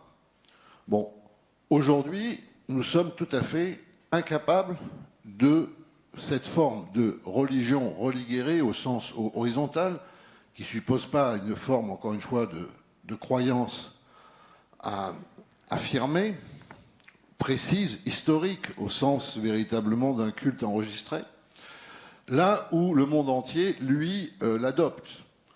Les grands pays héritiers des totalitarismes athées, l'athéisme ayant vécu de religiosité aussi, hein, les grandes messes hitlériennes, les défilés sur la place rouge, l'icône de Lénine enfant, l'icône de Staline père du peuple, le Comintern, ce clergé missionnaire voué à dispenser l'édition du manifeste dans toutes les langues comme l'Évangile. Enfin bon, passons sur le côté parodique de la modernité lorsqu'elle s'est voulue en fait radicalement anti-traditionnelle. Mais non, mais juste pour finir, nous sommes aujourd'hui complètement dépourvus. Poutine et Xi Jinping ressuscitent le fond religieux. C'est le fond religieux, c'est la politique d'Erdogan, encore plus que le panottomanisme ou etc. Les Américains ont leur religion civile, n'est-ce pas? Et nous, aujourd'hui, nous sommes tout à fait désarmés, et au lieu de quoi, en raison de l'accélération de la sécularisation, nous voulons, je veux dire, professer une sorte de religiosité qui quand même s'assimile plus à Disneyland qu'à une capacité de mobilisation. Vous voyez? encore une fois, à la patrie reconnaissante, n'est-ce pas? Voilà. Donc, je pense que nous sommes, en fait, la fin de la religion, ça veut souvent dire la sortie de l'histoire. Peut-être une dernière observation de Benjamin Morel, et puis ensuite on passe la parole à la salle. Oui, rapidement. Je voudrais revenir sur, en réalité, le thème initial. On est parti sur la question de l'état d'exception tout à l'heure, et on a dit l'état d'exception, c'est une limitation de la liberté. Il faut faire attention avec cette idée, parce qu'en réalité, en droit en tout cas, et l'état d'exception est une mesure qui s'inscrit dans le droit. Hein. Ça a été dit tout à l'heure, il y a des états d'exception depuis la haute antiquité. La dictature, originellement à Rome, ce n'est qu'un état d'exception, hein, accordé pour 6 mois à 2 hommes, un dictateur et son maître de cavalerie. Donc l'état d'exception, c'est quelque chose de très ancien et d'inhérent à tout ordre juridique, mais qui se fonde en réalité sur l'idée que la liberté, ou plutôt que les libertés en droit, ne sont pas absolues. Pour 2 raisons en réalité. D'abord parce qu'il faut les concilier, ces libertés. Parfois, ces libertés s'opposent entre elles. Et donc, c'est ça qu'on demande aux juges. C'est pour ça qu'on a des juges. Parfois, il faut, quand on a la liberté d'entreprendre d'un côté, la liberté de penser de l'autre, conjuguer la manière dont ces libertés vont pouvoir s'articuler. Ensuite, les libertés peuvent être réduites pour des motifs d'ordre public. Hein. Je n'ai pas la liberté d'assassiner mon voisin, même si mon voisin, en l'occurrence, a une perceuse et que profondément, une pulsion en moi me dit que je devrais l'assassiner. Et j'en ai pas la liberté. En période de crise, la question c'est dans quelle mesure je peux réduire exceptionnellement les libertés. Et là, arrive en droit quelque chose d'essentiel, c'est la notion de proportionnalité. La notion de proportionnalité et de temporalité. Et ce qui a été évoqué tout à l'heure est le vrai problème en réalité. Comment est-ce que j'évalue la situation d'urgence? Lorsqu'il y a une guerre, c'est facile en réalité. Il y a l'entrée en guerre, il y a l'armistice. C'est les 2 bornes. Donc on sait quand est-ce que la guerre est terminée et quand est-ce que je peux lever, pour parler de la guerre d'Algérie, ma loi de 55.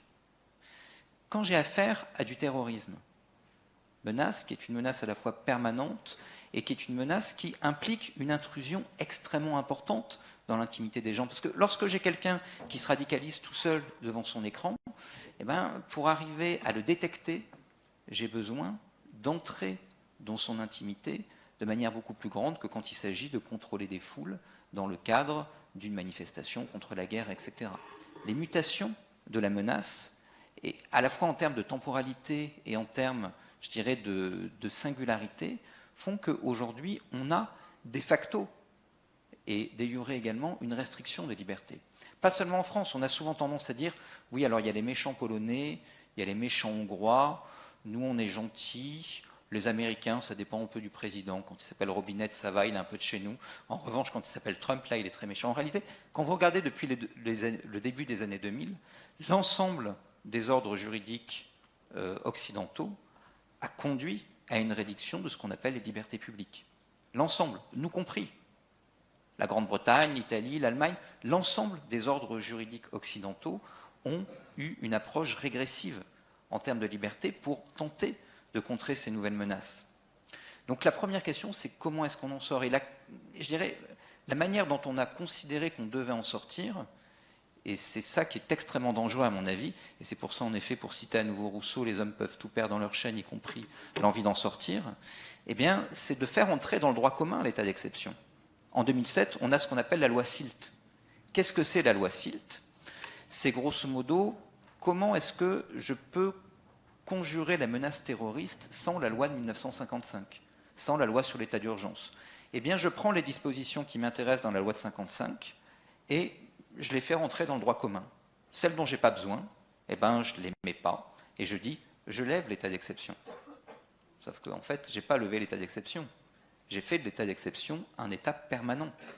Et c'est là qu'il y a, à mon avis, quelque chose qui doit nous interpeller et qui doit nous rendre fondamentalement circonspects et alertés par rapport à ces évolutions juridiques. On va sortir de l'état d'urgence sanitaire, c'est une évidence. Mais qu'est-ce qu'il restera de cet état d'urgence sanitaire dans le droit commun? Ça, c'est un vrai sujet. Parce que, encore une fois, on s'y habitue. On s'y habitue également parce que pour le politique, c'est aujourd'hui pratique. J'évoquais tout à l'heure la pression des juges et le fait qu'en effet on ait mis beaucoup de choses dans les textes fondamentaux, dans les constitutions, les traités, etc. L'état d'urgence permet de lever une partie des contraintes juridiques. Et donc là, encore une fois, vous avez un peu une forme de serpent qui se mord la queue, c'est-à-dire que je demande plus de droits, ça entrave le politique se trouve face à un état d'urgence qui lui permet d'agir dans des domaines dans lesquels il avait du mal à agir. On a eu ça au moment de la loi 55, notamment sur le trafic de drogue, et tout d'un coup, il se dit, il ne faut pas que je lâche l'état d'urgence parce que, outre le problème initial, ça me permet d'en régler d'autres. Par ailleurs, vous avez aujourd'hui la loi telle qu'on la conçoit aujourd'hui, et en réalité, une forme essentiellement le produit d'une conception utilitariste et positiviste qui naît au XIXe siècle. L'idée, c'est comment est-ce que l'État régule le corps social au nom du bien commun. Et donc, vous avez une volonté de performativité de la loi. La loi est réellement un instrument d'horloger pour régler la société. La réalité, c'est qu'aujourd'hui, la société, en partie, est beaucoup plus complexe, que la loi intervient dans des domaines beaucoup plus complexes également, qu'il y a une capacité d'agir de la loi qui est beaucoup moins grande, et que de l'autre côté, eh bien, les marges de manœuvre ne sont pas que législatives. Les débats en ce moment sur les référendums concernant l'immigration sont assez rigolos, si vous voulez. C'est-à-dire que parce que la loi va être votée par référendum, tout d'un coup, eh bien, tous les sujets vont être réglés. Une loi votée par référendum ou par le Parlement, ça reste une loi. Même problème en termes de conventionnalité par rapport au traité, même problème en termes de constitutionnalité. Et vous avez beau avoir une loi de plus en plus répressive, et en la matière, généralement, on a des lois de plus en plus répressives. Si vous avez des pays qui sont des pays d'origine qui refusent de reprendre leurs ressortissants, votre loi répressive ne va servir à rien. Si vous n'avez pas les budgets pour faire appliquer votre loi, en matière de sécurité, etc., votre loi ne va servir à rien. Donc on résout par une restriction des droits des problèmes qui en réalité ne relèvent pas essentiellement de la loi et du droit. Et donc ce faisant, cette manque de capacité d'action de la loi va être traduite par une forme de réduction des libertés, justement parce que nous sommes en attente d'un instrument efficace et que cet instrument ne l'est plus, parce qu'en réalité cet instrument n'est pas le sujet qui nous pose problème. Dans la dernière année, on a eu 3 lois sur les questions de sécurité. La question de la loi contre le séparatisme a été évoquée. On a la loi, zut, comment s'appelle-t-elle? Qu'importe. On en a une autre qui est en préparation. Fondamentalement, est-ce que vraiment ces lois vont changer le réel? La réponse est non. L'objectif, c'est de répondre à une demande politique sur ces thématiques-là. Le problème, encore une fois, c'est qu'en faisant ça, vous faites perdre confiance en la loi. Et la meilleure façon de répondre à cette perte de confiance, c'est la surenchère vers toujours moins de liberté. Donc là, encore une fois, attention, soyons à la fois prudents par rapport aux réponses qui sont apportées aux attentes aujourd'hui de l'électorat, et soyons également prudents par rapport à notre rapport aujourd'hui aux états d'exception, qui doivent demeurer toujours et encore des états d'exception. Merci. En fait, si je vous comprends bien, ce sont des lois qui ont surtout des objectifs de communication politique. Oui, mais derrière, il y a des libertés qui sont emportées également, parce que la communication, il faut bien mettre des trucs. Enfin, ce qui a été évoqué dans la loi, là, on est dans quelque chose qui vise une communication, mais qui induit une réduction de facto des libertés. Merci Benjamin. On va peut-être passer maintenant la parole au public. Alors je vois, alors on va vous apporter un micro, là, monsieur, tout de suite. Allez-y. Oui. Merci beaucoup de me donner la parole. Alors, il y a D'abord, M. Colosimo, vous avez parlé du secret professionnel et ça me réchauffe le cœur parce que quand j'étais avocat, c'est vrai que la question se posait de la dénonciation des infractions en matière fiscale des clients. Alors, heureusement, voilà, ça me révoltait parce que fiscal, principalement. Bon, je n'ai pas eu ce dilemme parce que je ne suis pas fiscaliste, mais enfin, quand même, j'ai vu passer ça. Alors, justement, je voudrais revenir sur cette question de la fiscalité, qui n'avait pas été abordée, qui concerne aussi bien la peur, puisque, vous savez, ça change régulièrement, pratiquement tous les 6 mois, nous, dans le fiscal, que la question des libertés. Et je pose la question au plateau, mais principalement à Madame la professeure émérite, à Monsieur Benjamin Morel. Vous savez, j'ai enseigné le droit constitutionnel et l'institution politique pendant de très nombreuses années à l'université, mais aussi en grandes écoles, dont Sciences Po, j'étais maître de conférence, et je me suis rendu compte qu'il y avait Une chose dont on ne parlait jamais, c'est le rapport de la fiscalité aux libertés. Ni en matière de liberté publique. On n'en parle pratiquement jamais. D'ailleurs, c'est même pas au programme. Et ça manque. Et je me suis aussi rendu compte, en préparant un ouvrage que j'ai publié récemment, qui s'appelle Chronique politique et parlementaire de la France contemporaine, qui peut vous intéresser d'ailleurs chez Boréal, 29 €, je fais un placement de produit. Et je me suis rendu compte que la question de la fiscalité sur le plan politique... exemplaire. D'accord, je suis éditeur. Très bon. Voilà. Et je me suis rendu compte que la question de la fiscalité, je ne vous parle pas de ça parce que j'ai reçu ma taxe d'habitation hier, la question de la fiscalité est une question centrale dans le débat parlementaire, aussi bien à la Chambre des députés qu'à l'Assemblée nationale, dans les discours de présentation de politique générale du président du Conseil ou du Premier ministre. Une question centrale. Et la question souvent revenait sur la mesure des libertés publiques et de la fiscalité. Or, on sait très bien dans ce pays, ça je ne vais pas enfoncer des portes ouvertes, qu'on connaît les taux d'imposition pratiquement les plus élevés au monde. C'est un premier problème. Le second problème, c'est qu'il y a aussi une part de notre fiscalité, et ça je m'adresse à M. Benjamin Morel, qui en cette fonction plus que moi, une part de notre fiscalité quand même qui est proprement, j'allais dire, contraire à l'article 13 de la Déclaration des droits de l'homme, qui constitue notre socle républicain. Je parle des impôts qui ne sont pas proportionnels et qui ne tiennent pas compte de la capacité contributive. Donc là, ce n'est pas une question de proportionnalité, c'est une question de conformité. Et ne me parlez pas de la jurisprudence du Conseil constitutionnel, parce que bon, c'était ma thèse de doctorat il y a une vingtaine d'années. Je me suis rendu compte quand même que le Conseil constitutionnel était relativement souple au sujet de la fiscalité, eu égard aux libertés. Vous savez, il y a le considérant Ballet, le Conseil constitutionnel n'est pas là pour remplacer l'Assemblée nationale. Donc voilà, c'est ma question. Alors madame me dira sûrement que Diogène était libre dans son tonneau, mais voilà, quel est le rapport de la fiscalité? Alors je ne sais pas qui veut répondre, peut-être Nicolas Bavrez, non? Vous avez aussi peut-être une... Non, alors c'est un problème qui est un problème particulier en France, puisque on est le seul pays développé où les dépenses publiques représentent désormais 62% du PIB. Il y a 9% de déficit, ce qui veut dire que les recettes publiques au sens large, ça fait 53% du PIB. C'est une situation qui est tout à fait spécifique. Et d'ailleurs, c'est frappant de voir que l'État a montre des défaillances très importantes en matière d'éducation, en matière de santé, en matière de sécurité. Il y a une chose qui continue à marcher, et on l'a vu pendant ce confinement et cette épidémie, c'est la dépense. Donc c'est un État qui s'est dépensé l'argent qu'il n'a pas, et qui, deuxièmement, sait continuer à prélever l'impôt. C'est spectaculaire de voir que l'impôt a continué à rentrer de manière extrêmement efficace pendant ce temps très particulier où beaucoup d'autres activités étaient suspendues. Donc, normalement, les parlements sont nés avec le vote de la loi et le vote de l'impôt. Ça a été le démarrage, évidemment, avec les glorieuses révolutions anglaises.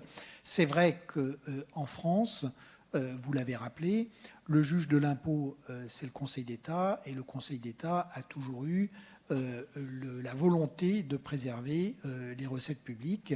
Et par ailleurs, le Conseil constitutionnel qui a fait avancer les libertés publiques sur pas mal de points, c'est vrai qu'en matière de fiscalité, on accepte une grande intrusion de la part de l'État. La dernière chose, c'est que de fait, tout le mouvement de transparence sur Tracfin et toutes les mesures qui ont été prises pour lutter contre la fraude ou contre l'évasion se traduisent aussi par des capacités d'intervention ou d'investigation de l'État qui sont extrêmement larges. Et c'est vrai qu'en tout cas en France, chez les dirigeants comme les citoyens, l'idée est de dire que la lutte contre le principe d'égalité, la volonté de lutter contre la fraude est supérieure à la protection du droit des individus en matière, notamment en matière fiscale. Donc il y a de fait cette... Mais si vous voulez, je crois que ça s'inscrit d'une manière générale dans un mépris assez grand pour l'état de droit et les libertés publiques, et que C'est un point d'application, mais qui n'est pas aujourd'hui le plus compliqué.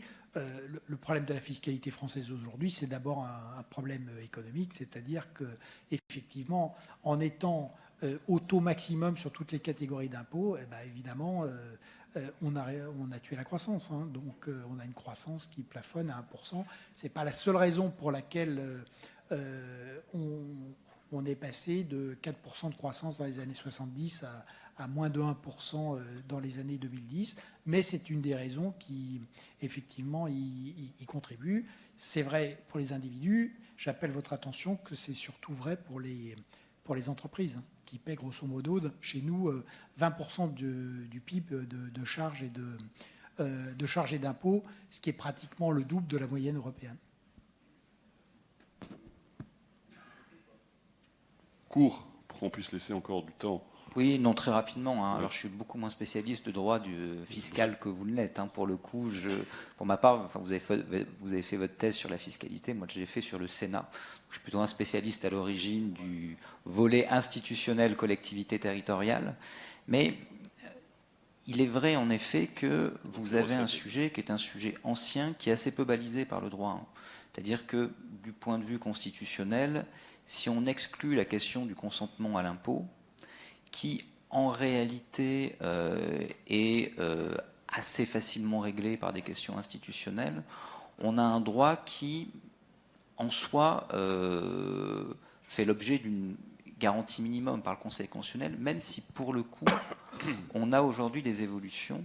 Alors, est-ce qu'elles vont ou pas dans le bon sens? Ça, je vous en laisserai juge. Je crois qu'il faut être un peu prudent sur l'idée trop d'impôts, État obèse, etc. Il ne faut pas oublier que beaucoup de ce qu'on appelle impôts relève plutôt de la cotisation, et donc ce sont des contributions de solidarité qui sont réinjectées dans l'économie ensuite par des personnes privées.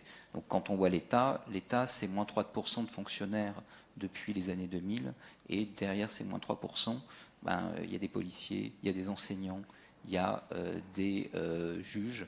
Quand on voit aujourd'hui les services publics qui dysfonctionnent, suivez mon regard également. Alors après, il y a la question de comment est-ce qu'on arrive à contraindre en matière de fiscalité les collectivités territoriales qui ont vu, eux, leurs effectifs exploser de plus de 40%. Mais, grosso modo, je crois qu'il faut être un peu prudent. Il y a dépenses sociales d'un côté et vous avez ensuite dépenses de l'État. C'est deux choses à bien isoler. Alors, pour revenir un petit peu à ce que je voulais dire, parce qu'en effet, il ne faut pas que je sois trop long, on a aujourd'hui, dans les causes de la question prioritaire de constitutionnalité, un triptyque qui est extrêmement bien installé. Premier motif, fiscalité. Deuxième motif, pénal. Troisième motif, environnement. Donc là, on a un développement du droit qui, probablement, dans les prochaines années, va permettre de serrer un petit peu tout ça. Merci, Benjamin. Est-ce qu'il y a encore une question? Voire deux questions. Oui, alors merci pour votre débat sur la restriction des libertés. Pardon? Allez-y, je vous en prie. Oui, sur la restriction des libertés et la crise des démocraties. Alors, la question que je souhaitais poser, c'était quand on parle de crise de la démocratie, est-ce qu'on ne parle pas plutôt d'une crise de la démocratie représentative, sachant que l'alternative peut-être possible serait une forme de démocratie délibérative ou participative, qui permettrait peut-être à la société civile de se réapproprier certains pouvoirs dont elle est à peu près privée en ce moment. Voilà. Là, je me tourne vers Myriam Revaud-Dallon. J'aurais pu me tourner d'ailleurs même également vers Benjamin Morel. Mais... Oui, merci. Effectivement, c'est un leitmotiv absolument classique, celui de la crise de la représentation. Mais je crois que le problème, ce n'est pas de remplacer, parce que la représentation, d'une certaine façon, c'est ce qui est totalement inhérent aux démocraties modernes, qui sont des démocraties de contrôle et non pas de participation effective au pouvoir, comme pouvait l'être la démocratie grecque. Donc effectivement, il s'agit bien de faire en sorte que les citoyens se réapproprient quelque chose de leur participation à la vie publique, mais je crois que ce n'est pas en termes d'alternative. On ne peut pas remplacer la démocratie représentative par une démocratie participative. Il faut enrichir, je crois, le lien représentatif par des procédures délibératives, par des procédures comment dire, de participation, d'abord à l'échelon local, ensuite à l'échelon des collectivités territoriales ou de la médiation. C'est-à-dire qu'en fait, c'est une... Je crois que le problème, vous avez raison, c'est d'enrichir d'une certaine façon ce lien représentatif qui est absolument incontournable par des modalités qui permettraient aux citoyens de se réapproprier l'exercice davantage l'exercice de la vie publique. Mais la crise de la représentation, c'est d'une certaine façon, au fond, une crise de l'expression, de la possibilité des citoyens de se réapproprier le lien représentatif. Oui, juste, alors, deux mots. Premièrement, la crise de la démocratie. Évidemment, la crise de la représentation fait partie. Il y a une double attaque. L'attaque, effectivement, Poutine ou les populistes, c'est-à-dire que ce ne sont plus des régimes efficaces. Et par ailleurs, ce ne sont plus des régimes légitimes parce que le peuple est moins bien pris en considération, entre guillemets, que dans des régimes dits à hommes forts. Mais j'appelle votre attention sur le fait que donc cette crise, elle existe bien. Elle a culminé d'une certaine manière avec la prise d'assaut du Capitole le 6 janvier par les partisans de Trump. Mais on a aussi une crise de l'état de droit, on en a beaucoup parlé. Et puis on a une crise des mœurs. Et je reviens sur ce qui était dit, c'est-à-dire la woke culture, c'est-à-dire les identités et le fait, la tyrannie des minorités, ça c'est quelque chose qui est également très, très présent. Donc on a tout ce panorama de crise. Et la deuxième chose que je voulais dire, c'est que la piste que vous ouvrez, par ailleurs, est bonne, même si effectivement la participation ne doit pas remplacer la démocratie représentative, mais c'est vrai qu'aujourd'hui, il y a aussi un bon usage de la technologie et qu'on pourrait, notamment sur des enjeux locaux, avoir un recours à des outils qui permettent effectivement aux citoyens de participer davantage aux décisions. Ce qui est dommage, c'est que le cas a été évoqué tout à l'heure, le référendum sur Notre-Dame-des-Landes a malheureusement créé un précédent déplorable. Mais même avant le référendum de Notre-Dame-de-Lande, je pense que le référendum de 2005, notamment, a créé un énorme précédent. Juste, très rapidement, Benjamin puis Jean-François. Oui, très rapidement. Alors moi, je suis assez convaincu, notamment, même si ce n'est pas vraiment dans l'air du temps après l'échec de la Convention citoyenne pour le climat, en tout cas ce qui peut être considéré comme un échec, que le tirage au sort peut être un instrument, de même que la démocratie directe. En revanche, attention à cette notion de société civile.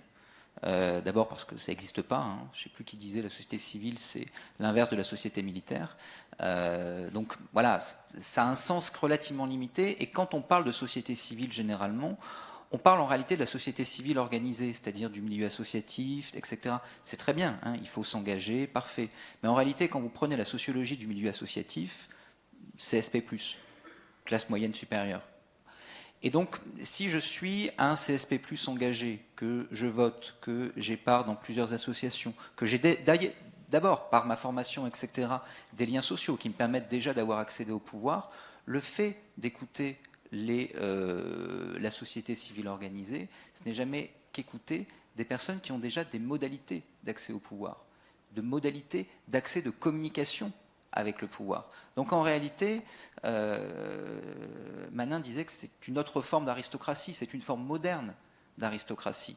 Et dire qu'en réalité, on va mettre de côté la démocratie représentative qui, avec tous ses défauts, a au moins l'avantage de l'universalité, suffrage universel direct, au nom de la société civile organisée, ça m'apparaît relativement problématique. La crise des Gilets jaunes, ce n'est pas une crise de la société civile organisée.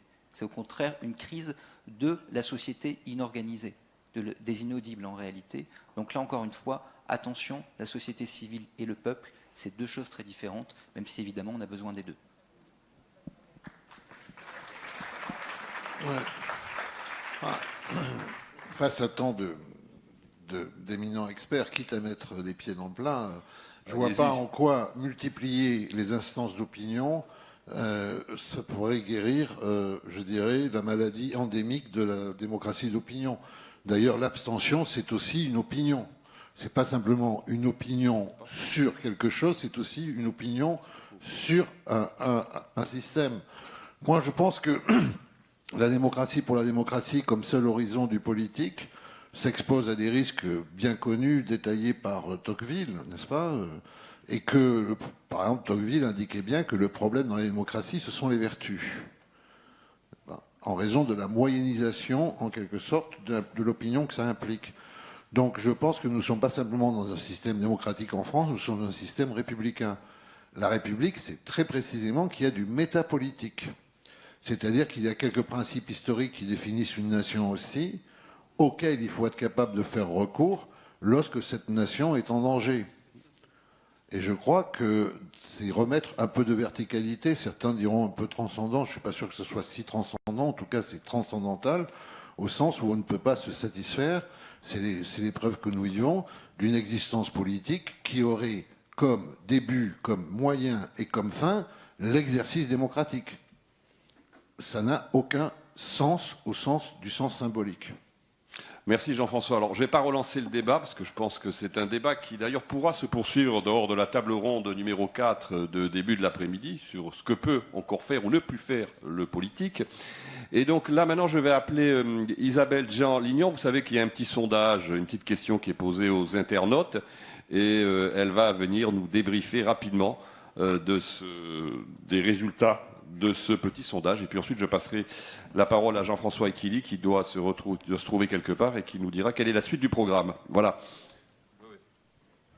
Merci beaucoup Arnaud, merci à vous. C'est un plaisir d'autant plus d'intervenir après ce qui a été dit par Madame Revaud-Dallon sur la démocratie, l'enrichissement en fait de la démocratie représentative par le biais de la technologie. Et vous avez abondé aussi dans ce sens-là. Et c'est ce qu'on essaye de faire modestement.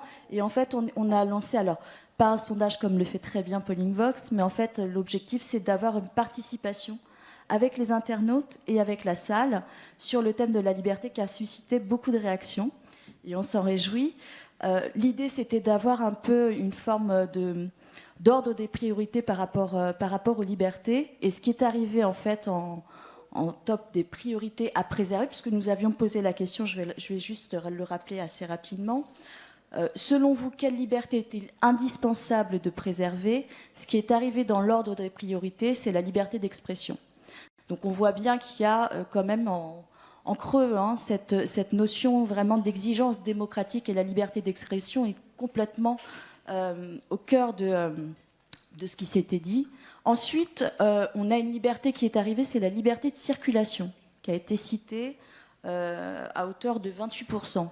Donc c'est assez intéressant parce qu'on voit que ce sont un peu les stigmates, si je puis dire, de ce qu'on a pu vivre avec le confinement. Ce qui est un peu, sur le registre des libertés, un peu, je pense que si on avait vécu ça quelques années auparavant, on n'aurait peut-être pas vu apparaître de manière aussi prégnante. Et puis ensuite, on retrouve bien évidemment la liberté d'opinion, la liberté de conscience qui arrive bien après, et la liberté d'entreprendre aussi. Donc ça, c'est intéressant. Donc voilà un petit peu pour les restitutions. Je vous remercie pour votre participation. Vous pouvez aussi participer au... Oui, exactement, en fait. C'est ce que je pensais faire, parce que vous pouvez participer pour les autres sondages qui auront lieu cet après-midi. Et cet après-midi, vous me prenez de court. Arnaud, c'est pas gentil.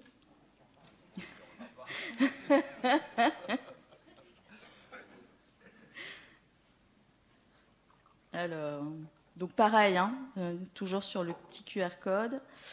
Alors, la politique peut-elle encore quelque chose ? Donc, c'est le thème de la table ronde. Et en fait, on va vous interroger sur le fait, quelles sont vos principales attentes à l'égard de la politique ? Donc, vaste sujet. Donc, vous pouvez voter d'ores et déjà pour les prochaines tables rondes. Merci beaucoup.